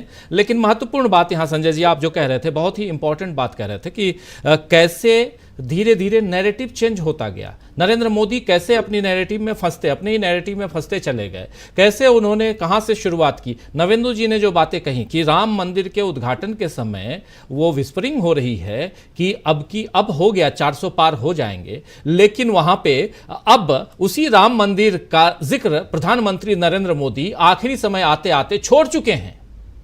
और ये आज का ही ये रिसर्च पेपर कह रहा है कि वो 15 मई तक, मतलब 17 अप्रैल से लेकर 15 मई के बीच में 67 भाषण दिए, और उन भाषणों में कहीं भी नजर नहीं आ रहा है कि राम मंदिर का जिक्र किए हों। वो सिर्फ और सिर्फ कांग्रेस, शहजादा और हिंदू मुसलमान करते हुए, और भी थोड़ी चीजें हैं, वो सब करते हुए नजर आए हैं। तो ये जो दिशा है वो साफ बता रहा है कि नरेंद्र मोदी कहीं खुद को और अपनी पार्टी को फंसा चुके हैं। नरेंद्र मोदी प्रचार के लिए अमेठी नहीं गए, ये भी काफी चर्चा में है। नरेंद्र मोदी प्रचार, अमेठी में आप जानते हैं स्मृति ईरानी हैं, अमेठी क्यों नहीं गए नरेंद्र मोदी, ये चर्चा में है। नरेंद्र मोदी लखनऊ नहीं गए, चर्चा में। लखनऊ न सिर्फ नरेंद्र मोदी नहीं गए, बल्कि उनके साथ जो जेपी नड्डा प्रदेश अध्यक्ष है वो भी नहीं गए, अमित शाह भी नहीं गए। अगर ये लोग नहीं गए तो क्या वहां पर राजनाथ सिंह को फंसाने की प्लानिंग है? कि कुछ और है? देखिए, एक पॉलिटिकल, यहां पर हम लोग कोई वो नहीं, पॉलिटिकल जो बातें होती हैं, जो चर्चा होती है, उसी को यहां रख रहे हैं, इस मंच पे रख रहे हैं। हमारा किसी से किसी तरह का दुराव, भेदभाव या लगाव नहीं है। जो बातें हैं वो साफ साफ रख रहे हैं। सर्वे एजेंसी कल कहती थी 400 पार ला रहे हैं। तमाम आपने ओपिनियन पोल देख लिए, इसी बीच सब कह रहे थे 400 पार, 370 से ऊपर तो बीजेपी लेके आ जाएगी। अभी सब शांत बैठे हुए हैं। क्यों? इसी बीच एक बड़े चैनल ने प्रियंका गांधी का न सिर्फ इंटरव्यू लिया, बल्कि उस चैनल की मालकिन ने उनके साथ फोटो भी खिंचवाया। क्यों? जो आज तक मंच से, भरे मंच से 2014 के बाद की तारीफ और 2014 से पहले की बुराइयां करती हुई नजर आती थी। ये तमाम बातें रिकॉर्डेड है। कुछ भी ऐसा नहीं है कि हम लोग यहां एग्जेजरेट कर रहे, बढ़ा चढ़ा के बात कर रहे हैं। कुछ भी बढ़ा चढ़ा के नहीं कर रहे हैं। जरा आना चाहता हूं अमलेंदु जी आपके पास। अमलेंदु जी, शायद उम्मीद है कि मुझे कि आज आपकी आवाज आएगी। मेरे साथी बहुत नाराज होते हैं मुझसे, कहते हैं कि आप अमलेंदु जी को मौका नहीं देते हैं, और मैं ये उम्मीद करता हूं कि आपकी आवाज़ यहां पे दुरुस्त आएगी। ज़रा आपसे समझना चाहता हूं, कैसे देखा जाए, क्या यहां पर खुद भी फंसे, पार्टी को भी फंसा है नरेंद्र मोदी?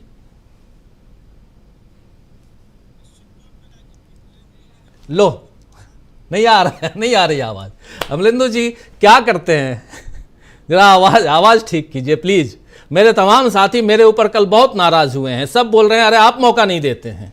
अब देखिए दोस्तों, अब अमलेंदु जी की आवाज़ नहीं आती तो मैं क्या करूं? हमारे ऑनलाइन एडिटर हैं और इनकी आवाज़ नहीं आती है। ये अभी मुझे लग रहा है कुछ ना कुछ साजिश है इनकी आवाज़ के पीछे, क्योंकि इनकी जो टिप्पणियां हैं वो एक अलग तरह की हैं, आप जानते हैं। और सीधा हमला नहीं करके ये कुछ अलग तरीके से बातें करते हैं। इसलिए भी अगर आवाज़ आ रही हो, अब तक आ गई हो तो अपनी बात रखिए अमलेंदु जी, वरना मैं आगे बढ़ूं और आज आपकी आवाज़ का इंतज़ार करूंगा। इतना ज़रूर है। नहीं आ रही आवाज़, कोई बात नहीं, दोबारा वो होंगे। और आप तमाम दोस्त जो हम कल लिख रहे थे, बहुत लोग मुझसे नाराज़गी जाहिर कर रहे थे कि नहीं आपने आज मौका नहीं दिया, जबकि मैं पहले मौका दिया था। हालांकि ऑफिस में जब अमलेंदु जी बैठते हैं तो दिन भर इनको मौका ही मौका रहता है। 3-4 प्रोग्राम और अपने दम पे करते हैं और यही बोलते रहते हैं, आप सब जानते हैं। तो इसलिए इनको सुन सकते हैं आप दिन में। और ये मत कहिए कि न्यूज़ पॉइंट में राजीव जी आप अमलेंदु जी को मौका नहीं देते हैं। मैं बिल्कुल मौका देता हूं। और लास्ट में मौका देने का मतलब होता है कि सबकी बातें सुन के जो प्रमुख होता है वो लास्ट में आता है, आप जानते हैं ना। तो इनको प्रमुखता के साथ उतना मौका देता हूं। नहीं आते तो क्या, नहीं आवाज़ नहीं आ रही तो कुछ साजिश है। और साजिश क्या, ये ऑनगोइंग इलेक्शन के कारण हो रही है, ये भी समझेंगे। लेकिन अनिल सिन्हा साहब आपके पास आना चाहता, थोड़ा हंसी मजाक कर रहा था, सीरियस नोट नहीं है। लेकिन अनिल सिन्हा साहब, प्रेम कुमार जी कुछ जोड़ना चाहते हैं। पहले प्रेम कुमार जी, चलिए आपसे ही शुरुआत करें, अपनी बात भी रखिए फिर अनिल सिन्हा साहब के पास आते हैं। मैं कह रहा था कि नरेंद्र मोदी जी भी लास्ट में ही भाषण देते हैं अमलेंदु जी की तरह। जी, लेकिन अपने विचार जरूर रखिए। उसी सवाल के साथ प्रेम कुमार जी आपके पास आता हूं, फिर अनिल सिन्हा साहब के पास आऊंगा कि क्या यहां पर वो जो फंसाने वाली बात है, स्ट्रेटेजी की बात है, और कैसे, क्योंकि ये चुनाव मैं बार बार अपने इसी मंच से एक नहीं 10 बार 50 बार पूछ चुका हूं कि और इस पर हम लोग चर्चा कर चुके हैं। 14-19 के बाद ये 24, और कैसे ये 24 जो है वो ऐसा चक्रव्यूह बन चुका है जहां से निकलना नरेंद्र मोदी के लिए बहुत मुश्किल होता हुआ नजर आता है। क्या इसमें दम है प्रेम कुमार जी? देखिए राजीव जी, दम इसलिए नजर आता है कि इस बार 2024 में एनडीए का कुनबा बिखरा हुआ है। आप देखिए ना, एनडीए की मतलब एकजुटता कहीं दिखी है क्या? जैसे इंडिया गठबंधन ने समय समय पर दिखाया है, वैसे एकजुटता तो एनडीए में दिखी नहीं। और इसलिए नहीं देखी, एनडीए तो बहुत दूर की बात होती है, बीजेपी में के भीतर में भी बिखराव पूरी तरह से दिख रहा है। एकजुटता नजर ही नहीं आ रही है। आरएसएस तो स्पष्ट रूप से अब दिखाने लगा है कि हम दूर हैं, नाराज हैं, दुखी हैं, और सब तरह से खबर आ रही, कोई खंडन नहीं कर रहा है। ये आरएसएस मैसेज दे रहा है साफ तौर पे कि इस हार में मेरा कोई योगदान नहीं है, बल्कि मेरा हराने में योगदान है, आपको बचाने में नहीं है, ये मैसेज दे रहे हैं। दूसरी तरफ नरेंद्र मोदी जी के पार्टी के भीतर स्वयं आप देखिए, इस बात की चर्चा होनी चाहिए कि अमेठी रायबरेली में संजय सिंह जैसे नेता को जो राज्यसभा में कांग्रेस से तोड़ कर लाए गए थे बीजेपी में, कहीं उपयोग ही नहीं किया गया। भाई वो तो उपयोगी थे ना, कांग्रेस के खिलाफ इस्तेमाल हो सकते थे, नहीं किया गया। क्यों भाई? भाई राजपूत गैर राजपूत का जो चक्कर चल रहा है उत्तर प्रदेश में, योगी एक राजपूत लॉबी का नेतृत्व कर रहे हैं, और योगी आदित्यनाथ के रहते हुए अमित शाह जिस तरीके से मध्य प्रदेश में व्हाट्सएप किया था, उसी तरह से उत्तर प्रदेश में भी किया कि हमें रिपोर्ट करो किस बूथ में किस जगह में क्या है। इस तरह से जब आपने खुद ही रिपोर्टिंग लेनी शुरू कर दी तो योगी आदित्यनाथ क्या करते? योगी आदित्यनाथ ने फिर वो हवा देने का काम जारी रखा। यहां तक कि हमें तो है जानकारी के ब्यूरोक्रेसी को साफ तौर पर कह दिया गया कि पक्षपात नहीं होने देना है, ईमानदारी से इलेक्शन कराओ। अब ये डबल इंजन की सरकार में जब पक्षपात नहीं होने देना है, ईमानदारी से कराओ, इसके माने होते हैं जो पहले दूसरे चरण में थोड़ा बहुत हम लोगों को दृश्य देखने को मिला था कि संभल में और कुछ जगहों पर मुसलमानों को वोट करने नहीं दिया जा रहा था, डंडे मारे जा रहे थे। बाद के चरण में कहीं मिला देखने? क्या नहीं मिला, क्योंकि एडमिनिस्ट्रेशन एकदम आइडल हो गया, न्यूट्रल हो गया। ये चीजें नजर आ रही है। अब स्मृति ईरानी का जो हमने जिक्र किया वो भी क्या है, वो भी उसी तरह की लड़ाई है। यानी पार्टी बिखर करके चुनाव लड़ रही है, एकजुट होकर नहीं लड़ रही। शिवराज सिंह चौहान का आपने मध्य प्रदेश से बाहर भी और मध्य प्रदेश में भी इस्तेमाल नहीं किया। वसुंधरा राजे का कहीं इस्तेमाल ही नहीं किया। इसके साथ अलावा बहुत सारे नेता जिनको आपने मुख्य धारा से अलग किया, चुनाव लड़ने नहीं दिया। अरे मुलाते, मुख्य धारा में लाते, स्टार कैंपेनर बनाते, तब तो उनको भी अपनी पार्टी में मौजूद होने का कुछ नजर आता। तो इस तरीके से बीजेपी के लीडर्स को हतोत्साहित किया गया, या इंटेंशनली और अनइंटेंशनली वो अलग बात है, लेकिन ये इंटेंशनली ज्यादा लगता है क्योंकि ये मोदी की गारंटी वाली पार्टी हो गई। मोदी ये करेगा, मोदी आएगा तो ऐसा करेगा, और वो स्वयं बोल रहे हैं, ऐसा भी नहीं कि कोई नेता बोल रहा है मोदी, तो वो स्वयं बोल रहे हैं जैसे कि मोदी भारत का की किस्मत बदलने वाला व्यक्ति है। तो इस बात का रिएक्शन जो है जनता में अपने आप होने लगा, क्योंकि एक तरफ पॉजिटिव मैनिफेस्टो के साथ इंडिया गठबंधन फील्ड में थी, तो एक कंट्रास्ट दिखा। एक तरफ केवल नेगेटिविटी है जो अपने नेताओं को भी इस्तेमाल नहीं कर रहा है, केवल व्यक्तिगत जो है महिमा मंडन में लगा हुआ है। पूरे हिंदुस्तान का मतलब मोदी और मोदी का मतलब हिंदुस्तान समझता है, और हर बात में गांधी, नेहरू, यही सारी बातें होती है। उनसे जो महंगाई, बेरोजगारी, इस सब पर नहीं बोलता है। अभी हाल में एक जो ताजा इंटरव्यू चल रहा है, पत्रकारों ने पूछा कि भाई रोजगार और महंगाई के बारे में थोड़ा बोलिए, तो उन्होंने कहा कि भाई इंदिरा गांधी के जमाने में ऐसा था, मनमोहन सिंह के जमाने में ऐसा था। अपने राज्य में महंगाई के बारे में एक शब्द फिर नहीं बोला उन्होंने। तो ये जो खामोशी है जनता को बिल्कुल नापसंद हुई है। तो इस कारण से एक ऐसा चुनाव जिसमें विपक्ष अस्त्र शस्त्र विहीन है, जिसके पास पैसे नहीं है, जो एक तरह से वो सिंक भाव में जो विपक्ष होता है वो भी नहीं है, तब भी जनता विपक्ष बन गई। जनता ने जो विकल्प सामने था, और विकल्प के तौर पर कांग्रेस, राहुल गांधी और उनके नेतृत्व वाला गठबंधन इंडिया सामने था, तो उसके साथ जनता एकजुट हो गई। और इस एकजुटता में नरेंद्र मोदी जी का ही योगदान है। कभी उन्होंने हेमंत सोरेन को जेल में डाल दिया, कभी उन्होंने केजरीवाल को जेल में डाल दिया।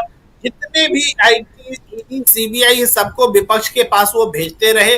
करप्शन पर जब भी बात होती रही तो वो करप्शन का मतलब विपक्ष बताते रहे। और जब लोगों ने बताया कि सारे करप्ट लोगों का आपने एक सम्मेलन बना दिया है बीजेपी को, BJP is the integrative master of integration of corrupt people, ये बना दिया है, तो जवाब आप जानते हैं। निर्मला सीतारमण ने क्या कहा कि हाँ ये हमारी पॉलिसी है।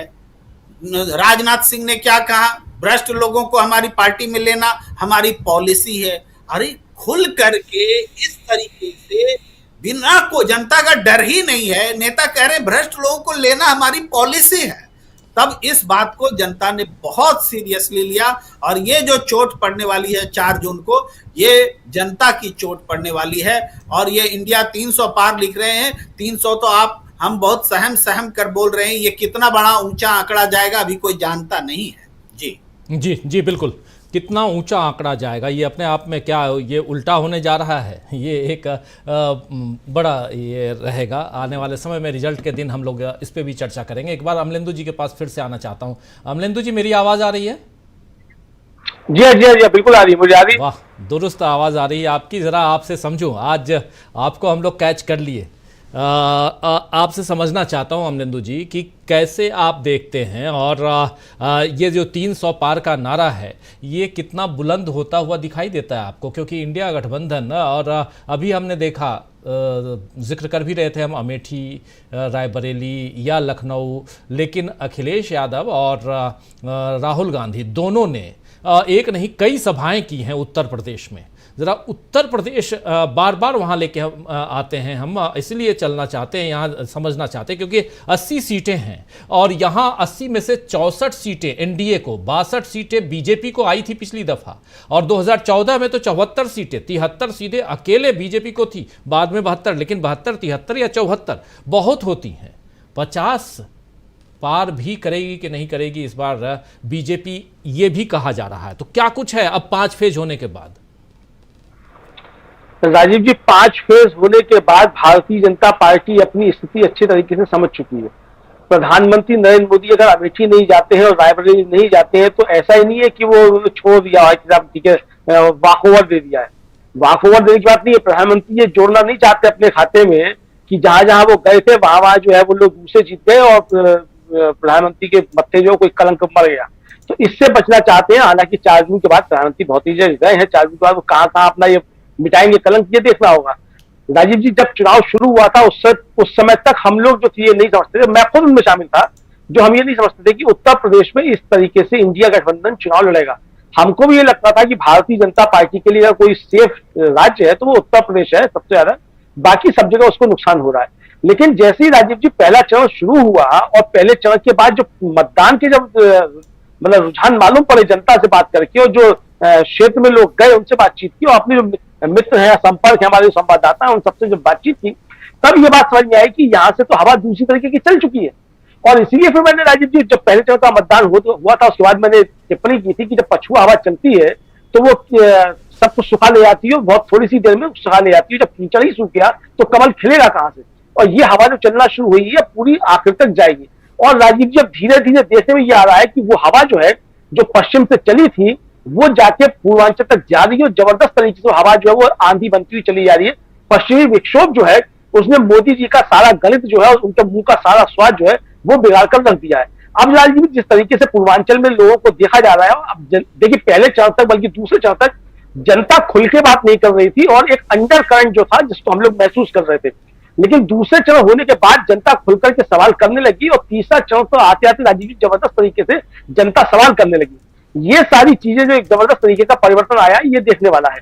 अब इसमें राजीव जी बहुत से कारण हो सकते हैं, इसमें खुद नरेंद्र मोदी हो सकते हैं इसका कारण, इसके पीछे भारतीय जनता पार्टी की अपनी रणनीतियां हो सकती हैं, उन्होंने क्या रणनीतियां बनाई।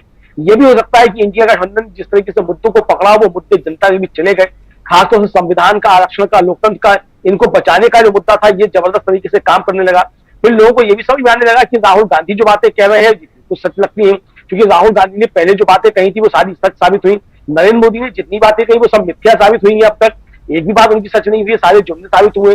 तो लोगों को एक चीज समझ में आने लगी कि राहुल गांधी ने जो जो बातें पिछले 10 सालों में कही हैं वो सारी की सारी बातें सच साबित हुई हैं। और राहुल गांधी लगातार जमीन पर रह करके लोगों से मिले हैं, लोगों से बातचीत की है और वो जो बातें कह रहे हैं वो अपनी बातें नहीं कह रहे हैं, बल्कि लोगों से जो मिले हैं, देश की जनता से जो मिले हैं और देश की जनता से सुना है वो बातें वो कह रहे हैं और उसी को उन्होंने अपने मैनिफेस्टो में, यानी कांग्रेस ने अपनी मैनिफेस्टो में उसको शामिल किया है। और ये कांग्रेस की तरफ से राजीव जी जब घोषणा पत्र जारी किया गया तब कहा भी गया कि ये बातें आपकी हैं, हमने इसको सिर्फ पेन डाउन किया है, यानी हमने इसको सिर्फ लिखा है, बातें सारी आपकी हैं। तो इसने जबरदस्त तरीके से राजीव जी काम किया। अब जो हवा चल रही है राजीव जी वो हवा ये है कि नरेंद्र मोदी हटाओ और देश बचाओ, ये साफ तौर पर जनता कह रही है और जनता अब सवाल पूछ रही है कि 10 वर्षों में आपने किया गया। अब राजीव जी देखिए इसके बीच में 3-4 जो बड़े मुद्दे होते चले गए, मुझे लगता है कि उसमें जो सुप्रीम कोर्ट के निर्णय आए 2-3 उनकी भी बड़ी महत्वपूर्ण भूमिका है। इलेक्टोरल बॉन्ड का जैसे ही मसला आया राजीव जी, उसके बाद ये समझा जाने लगा कि भारतीय जनता पार्टी ने जबरदस्त तरीके से उगाही की है, वसूली की है और जनता के पीठ पे छुरा भोगने का काम किया है। उसके बाद फिर जब वो डाटा खुलना शुरू हुआ, फिर जो वैक्सीन को लेकर के जो आने लगा कि जिन वैक्सीन कंपनी से नरेंद्र मोदी मतलब मिलते हैं, उसके मालिक से भारतीय जनता पार्टी से चंदा लेती है, उसी कंपनी की वैक्सीन की रिपोर्ट आ जाती है यूके की कोर्ट में जाकर के। जो उस कंपनी ने जिसका फार्मूला लिया वो कंपनी आकर के एक्सेप्ट करती है कि हाँ साहब, हमारे वैक्सीन से लोग मर रहे हैं और उसमें हार्ट अटैक हो सकता है, खून के थक्के जम सकते हैं, ये सारी चीजें आ गई। तब लोगों को लगा कि भारतीय जनता पार्टी ने 140 करोड़ लोगों के साथ किस तरीके का जान का खिलवाड़ किया है, सिर्फ इसलिए कि उसको चंदा जबरदस्त तरीके से मिल जाए। ये भारतीय जनता पार्टी ने काम किया। तो बहुत सारे कारण बन गए। और राजीव जी, अब ये सवाल जो है वो नरेंद्र मोदी से भारतीय जनता पार्टी से पूछे जा रहे हैं। नरेंद्र मोदी अपनी किसी बात पर टिकते हुए बिल्कुल नजर नहीं आ रहे हैं। रोज अपना गोल पोस्ट चेंज करते हैं और राजीव जी, गोल पोस्ट उनको चेंज करना उनकी मजबूरी हो गई है। ऐसा नहीं है कि वो मन से चाहते हैं, क्योंकि वो समझ रहे हैं कि जो जिस भी मुद्दे पर टिकना चाहते हैं उस मुद्दे पर कोई होता नहीं है। सवाल लोग उल्टा उनसे पूछना शुरू कर जाते हैं। सोशल मीडिया इतना ज्यादा ताकतवर हो चुका है, हालांकि उसको क्रश करने की बहुत सारी कोशिशें हुई हैं, उसको कुचलने की बहुत सारी कोशिशें हुई हैं, उसके बावजूद सोशल मीडिया पे जिस तरीके से लोग आ रहे हैं, अपनी बातें कह रहे हैं और सड़क पे राजीव जी जिस तरह की चीजें आ रही हैं, ये अब सब भारतीय जनता पार्टी को समझ में आने लगा है। दूसरा, जो हिंदू मुसलमान का नैरेटिव है उसने काम करना बंद कर दिया, क्योंकि लोगों की समझ में यह आ गया कि भाई हमसे तो हिंदू मुसलमान कराते हो, और जय शाह जो जाकर के बीसीसीआई संभालता है, जिसने कभी पतला नहीं पकड़ा है, तो भाई अब जय शाह को भी कभी हिंदू मुसलमान करने के लिए भेज दो। दंगा होता है तो उसमें जय शाह जाकर के नेतृत्व करें, या चंदन गुप्ता भी वही जाकर के वंदे मातरम करेंगे और तिरंगा यात्रा निकालेंगे। तो कभी जय शाह भी तिरंगा यात्रा निकाले इस तरीके की। ये बात राजीव जी लोगों की समझ में आने लगी कि भारतीय जनता पार्टी किस तरीके से लोगों को हिंदू मुसलमान में फंसाती है, अपराधी बनाती है, और इनके लोग जो है वो जबरदस्त तरीके से माल मारने का काम करते हैं। तो ये सारे सवाल अब सतह पे आ गए हैं। जिस तरीके से रोजी रोटी रोजगार के बसते हैं, और राजीव जी मुझे लगता है कि इस चुनाव में 3 लोगों ने बहुत अच्छा तरीके से काम किया है, खासतौर से राहुल गांधी, अखिलेश यादव और तेजस्वी यादव। इन्होंने भारतीय जनता पार्टी से कहा जाए बार ला करके मुद्दों पर पटका है कि ये जैसी भारतीय जनता पार्टी भागने की कोशिश करे या भारतीय जनता पार्टी अपनी बीच में लाने की कोशिश करे, ये पकड़ के पलट करके अपने मुद्दे पर ले आए कि हमारे मुद्दों पे बात करो, जनता के जो मुद्दे हैं उन पे आपको बात करनी है। और नरेंद्र मोदी जनता के मुद्दों पे बात कर नहीं सकते राजीव जी। ये भारतीय जनता पार्टी की, नरेंद्र मोदी की सबसे बड़ी कमजोरी है, क्योंकि आने वाले समय में और विकराल रूप लेती जाएगी। बिल्कुल बिल्कुल बिल्कुल। 3 लोगों का आप नाम ले रहे हैं, जिक्र कर रहे हैं, उसमें 1-2 नाम और जोड़ दीजिए। एक अरविंद केजरीवाल, हालांकि जेल में थे, जेल से बाहर आया, और एक नाम उधर उद्धव ठाकरे, जो लगातार चर्चा में बने रहे और हिंदी भी बहुत अच्छी अब बोलने लगे हैं। आप याद कीजिए शुरुआती दिनों में जब वो प्रेस को संबोधित करने आते थे तो मराठी में बोलते थे, लेकिन अब फटाटेदार हिंदी बोलते हैं। और उनके आजू बाजू में एक तरफ कांग्रेस के नेता और दूसरी तरफ एनसीपी के नेता बैठे हुए, लेकिन ये दोनों भी उद्धव ठाकरे की तरफ देखते हैं। महाराष्ट्र की 48 सीटें और यहां से क्या, और उत्तर प्रदेश की 80 सीटें, उधर वेस्ट बंगाल की 42 सीटें, बिहार की 40 सीटें, और ये जो 4 राज्य है, और 5वां राज्य तमिलनाडु 39, उसकी बात कर ही नहीं रहा हूं मैं। लेकिन महाराष्ट्र की बात थोड़ी सी करना चाहता हूं अनिल सिन्हा साहब आपके जरिए, और समझना चाहता हूं कि जो अब खत्म हो चुका है, वोटिंग परसेंटेज काफी कम रहने का क्या कारण हो सकता है, और क्या यहां से किसी परिवर्तन की लहर दिखाई देती है? महाराष्ट्र में पिछली दफा 48 में से 41 सीटें एनडीए के पास थी, 48 में से 40 आउट ऑफ 48, 41 सीट्स गई थी एनडीए के पास, 23 सीट्स थी ऑलरेडी बीजेपी के पास, और ये जो अनडिवाइडेड शिवसेना, उसके पास 18 सीटें, तो कम नहीं थी। लेकिन इस बार डिवीजन है, शिवसेना में भी है, एनसीपी में भी है, और बीजेपी के अंदर खाने भी बहुत कुछ ठीक नहीं है। चुनाव के बाद बहुत कुछ हो सकता है 4 तारीख को, तो इसलिए भी क्या वहाँ महाराष्ट्र से लेकर के इधर जब हम आते हैं, पश्चिम से पूरब की तरफ आते हैं, उत्तर की तरफ आते हैं, क्या कुछ दिखता है आपको? और जो ये 300 पार की बात हो रही है, इसमें महाराष्ट्र की भी एक अहम भूमिका रहने वाली है। देखिए, इसमें बहुत मतलब अहम भूमिका रहेगी, ये पक्का है। क्योंकि हुआ ऐसा कि जहाँ एक इंडिकेटर आप देख सकते हैं कि मोदी जी ने यहाँ काफ़ी रैलियाँ की, रोड शो किया, और अगर वोटिंग टर्नआउट देखेंगे, वोटर टर्नआउट, तो वोटर टर्नआउट और गिरता गया। मतलब वो उन्होंने जो अगर उनके स्पीच को अगर कुछ इंडिकेटर माना जाए तो उन्होंने हतोत्साहित किया। लोग जहाँ जहाँ उन्होंने किया, मतलब लास्ट फेज का जो इलेक्शन है, जिसके पहले सबसे ज़्यादा नाटक किया उन्होंने, सबसे ज़्यादा रैलियाँ की, रोड शो किया, और उन इलाकों में गए वो उसका परसेंटेज जो बाकी 4 फेजेस थे उसमें 5वें फेज में और वो लुढ़क गया नीचे। बाकी फेज में तो जितना शुरू हुआ था उसी के आसपास रहा, लेकिन ये लास्ट फेज में एकदम लुढ़क गया। तो महाराष्ट्र में उनका पूरा कोलैप्स जो भी है, एनडीए उसका कोलैप्स असल में अगर कहीं ठीक ठीक दिखाई देता है तो महाराष्ट्र में है, क्योंकि जो भी क्रॉस पर्पसेस पर काम करने वाली पार्टियां थी और जो लोग गए हुए हैं, जैसे अजीत पवार के बारे में तो निश्चित है कि जब भी ये इलेक्शन खत्म होने के बाद, मतलब ये जो चुनाव के रिजल्ट आने के बाद, वो या तो लौट जाएंगे या कुछ अलग अरेंजमेंट होगा। एनसीपी अलग से नहीं चला सकते, वो उनको भी मालूम है और महाराष्ट्र को भी मालूम है। एकनाथ शिंदे भी अलग से कोई पार्टी नहीं चला सकते, ये भी पता है। तो इसीलिए इन लोगों का क्या कैसे होगा ये देखने लायक होगा, क्योंकि शिवसेना ये नहीं करती, जो वापस नहीं लेती किसी को। कोई अगर चला गया है तो कांग्रेस या बीजेपी की तरह लोगों को आने जाने का रास्ता नहीं देती है। अभी तक उनका यही इतिहास रहा है। लेकिन सीटों का जहां तक हमको लग रहा है कि यहाँ पर 30 से भी अधिक के चांसेस, मतलब शरद पवार तो इसे 50% की बात करते हैं, लेकिन जो लोगों का, कई लोगों का मानना है कि 30 से भी ऊपर जा सकता है। अब 300 पार के बारे में एक खाली छोटा पॉइंट में रखूंगा कि हम लोग इस तरह से मतलब गोदी मीडिया ने जो एनालिसिस वाला भी है, जो सर्वे करने वाले लोग हैं, ओपिनियन पोल के जो पोलस्टर्स जिसको आप कहते हैं, सेफोलॉजिस्ट, वो लोग भी बहुत मतलब कि मिसलीड करने वाली चीजें करते रहे हैं। अभी अगर पहले आप देखिए कि 2014 से तो भारतीय चुनाव का इतिहास नहीं स्टार्ट हुआ ना। इसके पहले जो है, अगर 2004 में 23% वोट आया था, 22% आया था बीजेपी को, और 2009 में उनको आया था 18% वोट, और 1999 में उनको आया था करीब करीब 24% वोट। तो और इसके पीछे तो जाइए ही मत, उसके पहले कोई बीजेपी को ऐसा फेनोमेना भी नहीं थी। लेकिन ये जब से आप राम मंदिर, मतलब ये आंदोलन, राम जन्मभूमि आंदोलन के बाद, अयोध्या आंदोलन के बाद एक फेनोमेना आप मान सकते हैं, तो उनका वोट परसेंटेज। और दूसरा देखिए कि 99 का परसेंटेज देखिए, और फिर 2009 में देखिए, अब 14 में चला गया। और सीटों का भी ऐसा ही, 182 सीट था उनके पास 99 में, और उसके बाद वो 2004 में आ गए 144 पे, और 2009 में उनका 116 हो गया। और कांग्रेस इसी तरह रिवर्स में गई और उल्टा हुआ खेल। तो ये तो चेंज होता रहता है, लेकिन किसी ने, आप किसी चैनल पर या कहीं भी आप नहीं देखेंगे कि कोई ये बात करता हो कि ये चेंज हो सकता है। सब बताते हैं यूपी में कुछ नहीं था तो अब कैसे कांग्रेस चली जाएगी। अरे आपका भी नहीं था, 2 सीटें थी, 414 या 15 सीटें लाई थी राजीव गांधी ने, और 2 सीटें थी बीजेपी की। अब परसेंटेज हो तो वोट तो जाना ही दीजिए, उसका तो कोई तुलना ही नहीं है। तो इसीलिए ये संभव है 300 पार। ये तो जो पिछले चुनाव के इतिहास है वो भी बताते हैं। लास्ट एक और पॉइंट में चाहूंगा जोड़ना कि ये कोलैप्स जो है, जो आप नैरेटिव की बात कर रहे थे कि मुद्दे वो बदलते गए, वो मुद्दों का कोलैप्स नहीं है।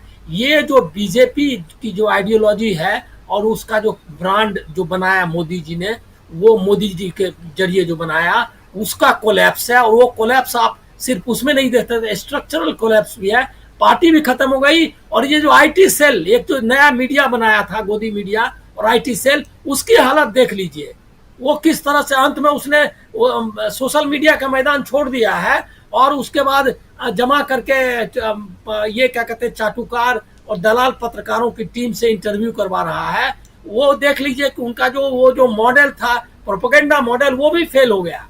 इसकी भी स्टडी होनी चाहिए कि ब्रांड ही नहीं फेल हुआ है, इस पार्टी या आइडियोलॉजी फेल नहीं हुई है, ये जो प्रोपेगेंडा मॉडल था, दलाली और चाटुकारिता पर आधारित मॉडल, वो भी फेल हो गया है। इसीलिए 4 जून को आप सिर्फ इसको नहीं देखेंगे कि चुनाव हम जीत रहे हैं या 300 पार कर रहे हैं। वो जो पूरा मॉडल है, जो मॉडल डिक्टेटरशिप की ओर जाता हुआ था, वो मॉडल भी कोलैप्स होता हुआ दिखेगा। और उसको लोगों ने लोकतंत्र खड़ा किया, वो आपको नजर आएगा।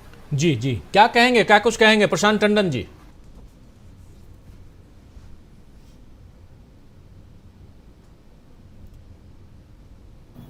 आवाज नहीं आ रही। आवाज आ रही है जी, अब आ रही जी। आएगी जी जी अनिल जी की बात को आगे बढ़ाऊंगा जी। कि ये जो प्रोपेगेंडा मॉडल है, इसका बड़ा आधार क्या था? इसका बड़ा आधार, जैसे वो कह रहे हैं, आईटी सेल और कॉर्पोरेट मीडिया। कॉर्पोरेट मीडिया से लड़ाई कौन जीता और कौन हारा? कॉर्पोरेट मीडिया से लड़ाई राजीव जी यूट्यूब और डिजिटल मीडिया जीता। मैं अभी आपको एक एग्जांपल देता हूं कि राहुल गांधी का यूट्यूब का जो ट्रैफिक है 435 मिलियन है और नरेंद्र मोदी का 251 मिलियन है। यहां वो हार गए 2.5 गुने से भी ज्यादा। मैं उसकी गिनती नहीं कर रहा हूं कि जो राहुल गांधी को आप दिखाते हो और आपको लगभग 1 करोड़ लोग रोज देखते हैं या तमाम और जो मीडिया दिखाता है। मैं राहुल गांधी के यूट्यूब चैनल की बात कर रहा हूं। तो यहां पे लड़ाई हार गए। और इस बात की चर्चा मैं पहले भी कर चुका हूं अनिल जी कि जब कोरोना आया, कोरोना के बाद वो स्मार्टफोन एक जरूरत बन गया क्योंकि बच्चों की पढ़ाई उसी पे हो रही थी ऑनलाइन। उस ऑनलाइन पढ़ाई ने यूट्यूब पे शिफ्ट कर दिया और यहाँ वो फेल हो गए। अभी देखिए राजीव जी, आपको भी रैंकिंग आती है, हम लोग रैंकिंग देखते हैं, 30 चैनलों की, 30 यूट्यूब प्लेटफॉर्म्स की रैंकिंग आती है। उसमें पहले 15-20 चैनल तो है ही नहीं इनके। वहां लड़ाई हार गए और विमर्श आज की तारीख में वो नहीं पैदा हो रहा है। और इसका बड़ा श्रेय मैं राहुल गांधी को भी दूंगा कि उन्होंने और डिजिटल मीडिया ने, सोशल मीडिया के तमाम सारे एक्टिविस्ट ने, बुद्धिजीवियों ने मिलकर इस लड़ाई को जीता है कि जो गोबल्स का मॉडल था और गोबल्स का मॉडल आधारित था ब्रॉडकास्ट मीडिया पे, उसको पंक्चर कर दिया। राहुल गांधी की कोई प्रेस कॉन्फ्रेंस, कोई मीटिंग आपको नहीं दिखाई देगी जिसमें कि उसको वो मीडिया को जो है वो इंसल्ट न कर रहे हो, जलील न कर रहे हो। अभी रायबरेली की बात बता रहे हैं, परसों मतदान था राजीव जी, और मतदान में राहुल गांधी अमेठी में, रायबरेली में घूम रहे थे पोलिंग स्टेशन से पोलिंग स्टेशन, और ये कैमरा वाले, ब्रॉडकास्ट मीडिया वाले उनके पीछे पीछे घूमते रहे। एक वाक्य राहुल गांधी ने नहीं बोला। तो ये ब्रॉडकास्ट मीडिया से लड़ाई हार गए और वो झूठ इतना चलता नहीं है। दूसरा, एक और बड़ी बात राजीव, वो बड़ी बात क्या है कि रीजनल आइडेंटिटीज और नेशनल आइडेंटिटी, मतदाता वोट कैसे करता है। देखिए, जब वॉर लाइक सिचुएशन होती है, पुलवामा और बालाकोट वॉर लाइक सिचुएशन थी, बाहर से हमला था, तो क्या हुआ, उसका असर पूरे देश में पड़ा। और जब वॉर लाइक सिचुएशन होती है, युद्ध का स्थिति होती है, पूरा देश एक हो जाता है, तब रीजनल आइडेंटिटीज जो है वो डिफ्यूज हो जाती है। इंदिरा गांधी की हत्या हुई, उसके बाद चुनाव हुए, क्लीन स्वीप कांग्रेस का। राजीव गांधी की हत्या हुई, उस बीच चुनाव में हुई थी, उसके बाद के चुनाव के रिजल्ट देखिए, क्लीन स्वीप कांग्रेस का, नरसिम्हा राव आ गए।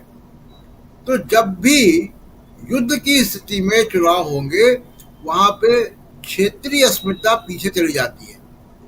अब ऐसा नहीं है। बहुत सारे एनालिस्ट से मैं डिफर करूंगा जो लोग कह रहे हैं कि बंगाल में बीजेपी अच्छा करेगी।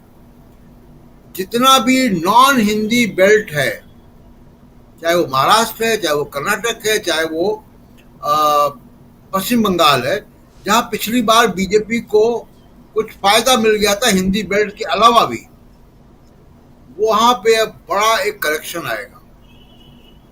बुरी तरीके से बीजेपी वहां से पीछे जाएगी। जो यहां नुकसान होगा उसकी भरपाई वहां नहीं होगी। तो क्योंकि कोई लहर नहीं है, कोई वेव नहीं है, कोई युद्ध जैसी स्थिति नहीं है। ये सारे फैक्टर्स हैं जो इनके खिलाफ जा रहे हैं। और दूसरा कि अभिमान, बहुत ज्यादा अहंकार, और उस अहंकार में क्या हो रहा है कि आप संबित पात्रा जी ने गलती से, और उसकी वो बहुत सारी सफाइयां दे रहे हैं सोशल मीडिया पे आके, गलती से नरेंद्र मोदी को भगवान से बड़ा बता दिया। जी, वो गलती को सुधार रहे हैं, लेकिन वो गलती कैसे हो गई? वो गलती अहंकार से होती है। हम तो राजीव जी अवध से आते हैं, ये नारा अवध के लोगों को कभी भी पसंद नहीं आएगा और पूरे देश के लोगों को पसंद नहीं आएगा कि हम उनको लाएंगे जो राम को लेकर आए। क्या भाई आप लेकर आए राम को? आप भगवान से ऊपर हैं। तो ये अहंकार जो है, ये इस अहंकार को जनता पसंद नहीं करती है,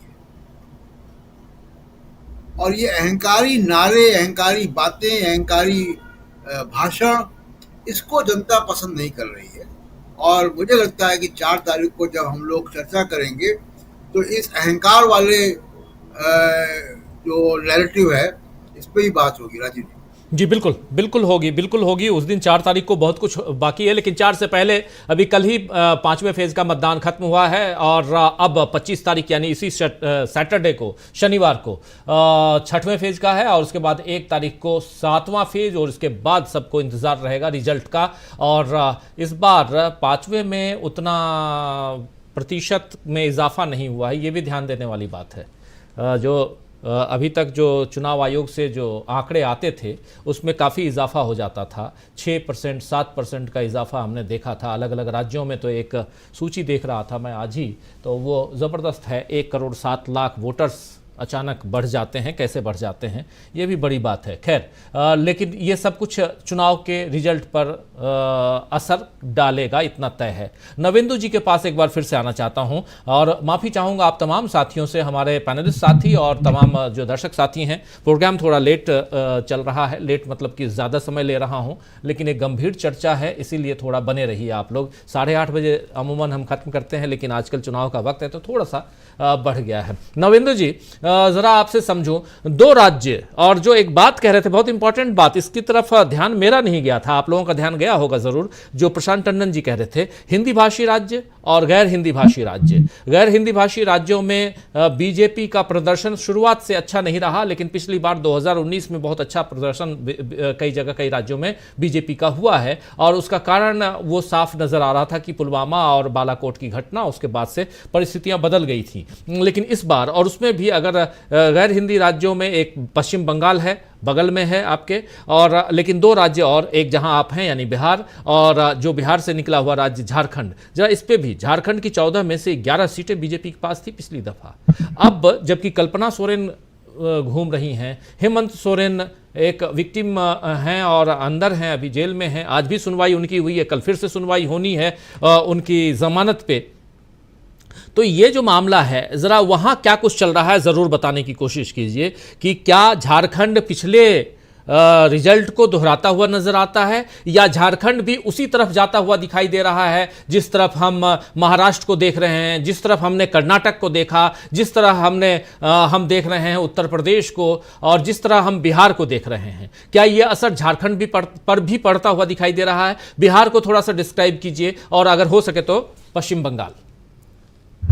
जी, झारखंड की बात आपने की, तो झारखंड में बिल्कुल उसी तर्ज पर झारखंड भी जा रहा है जिस तर्ज पर बिहार है, या फिर जो है हम लोग जिस पर चर्चा कर रहे हैं कि एनडीए जो है अपनी जो पुरानी स्थिति वो मेंटेन नहीं कर पाने की स्थिति में है, और उसके खिलाफ एक देखिए अंडर करंट जिसको बोलते हैं, तो अंडर करंट एक विक्षोभ जो है उससे थोड़ा सा डिग्री ज्यादा बढ़ा दे तो एक विद्रोह भी है वो पब्लिक का, और झारखंड में ये खास तौर पर स्थिति बनी हुई है।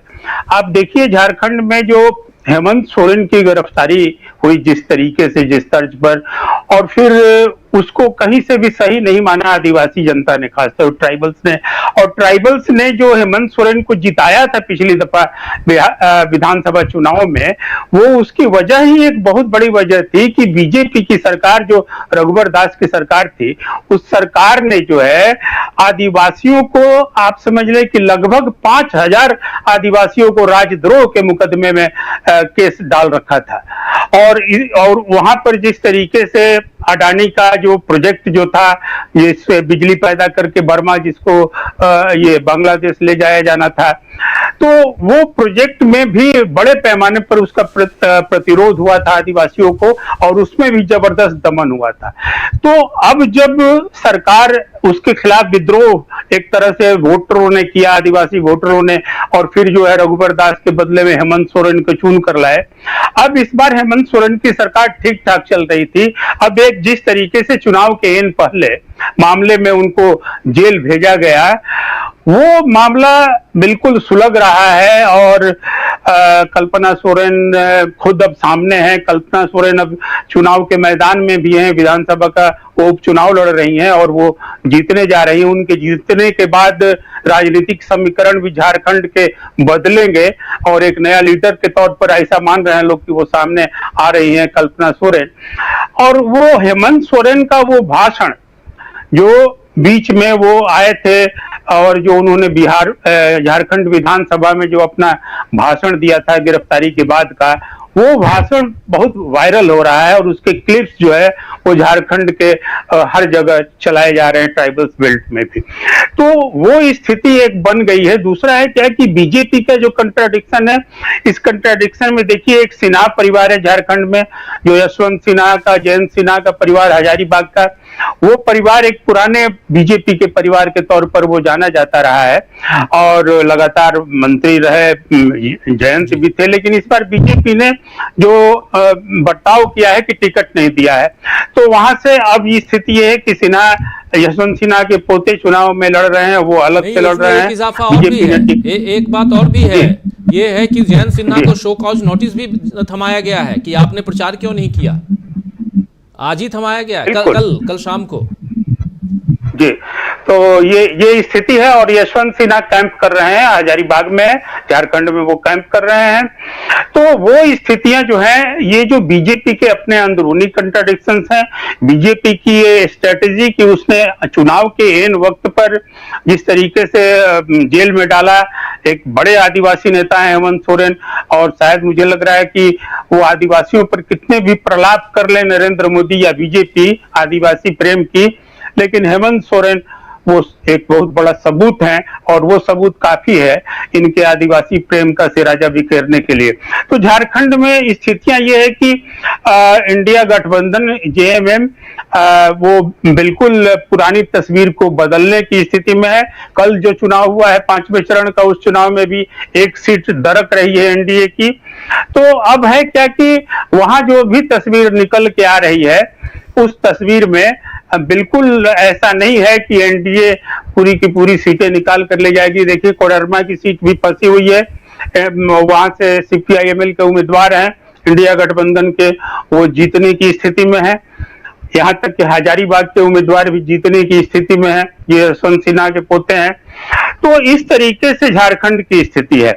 अब देखिए आदिवासी की एक लहर उठ गई है, और ये जो राहुल गांधी ने, देखिए एक बात मैं कहना चाहूंगा बिहार पर आने से भी पहले, राहुल गांधी शुरू से एक बात कह रहे थे कि यह विचारधारा की लड़ाई है, यह विचारधारा का चुनाव है।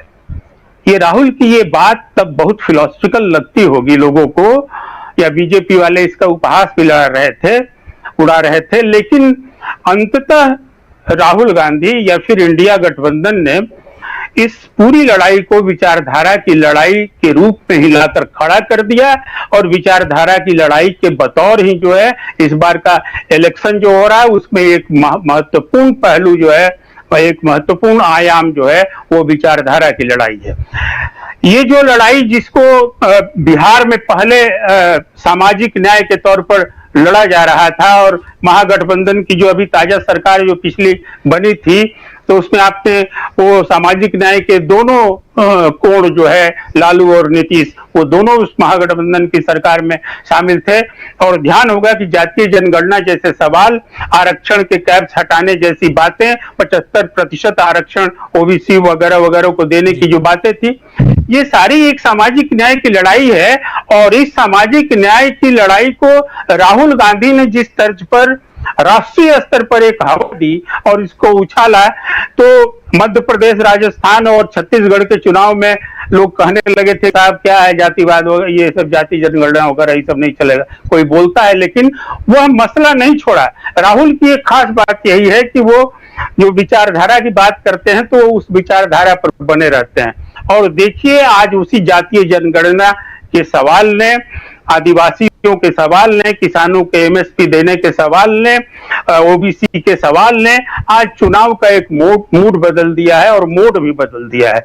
बिहार की बात हम करते हैं तो बिहार में ये बहुत बखूबी देखने में आ रहा है, इसलिए कि बिहार सामाजिक न्याय का प्रदेश रहा है और ये जो पूरी लड़ाई अभी ये चल रही है इसको मैं दरअसल वो सामाजिक न्याय द्वितीय कहना चाहूंगा, इसलिए कि अभी जो पांचों चरण के जो मतदान हुए उस मतदान में एक बात जो देखने में आ रही कि जो बीजेपी यह कहती थी कि साहब हम जाति पर चुनाव नहीं लड़ते हैं, हम लेकिन किस चीज पर लड़ते हैं तो धर्म पर लड़ते हैं। जिस धर्म को वो देश बनाकर पेश करती थी कि देश के नाम पर, राष्ट्र के नाम पर लड़ते हैं।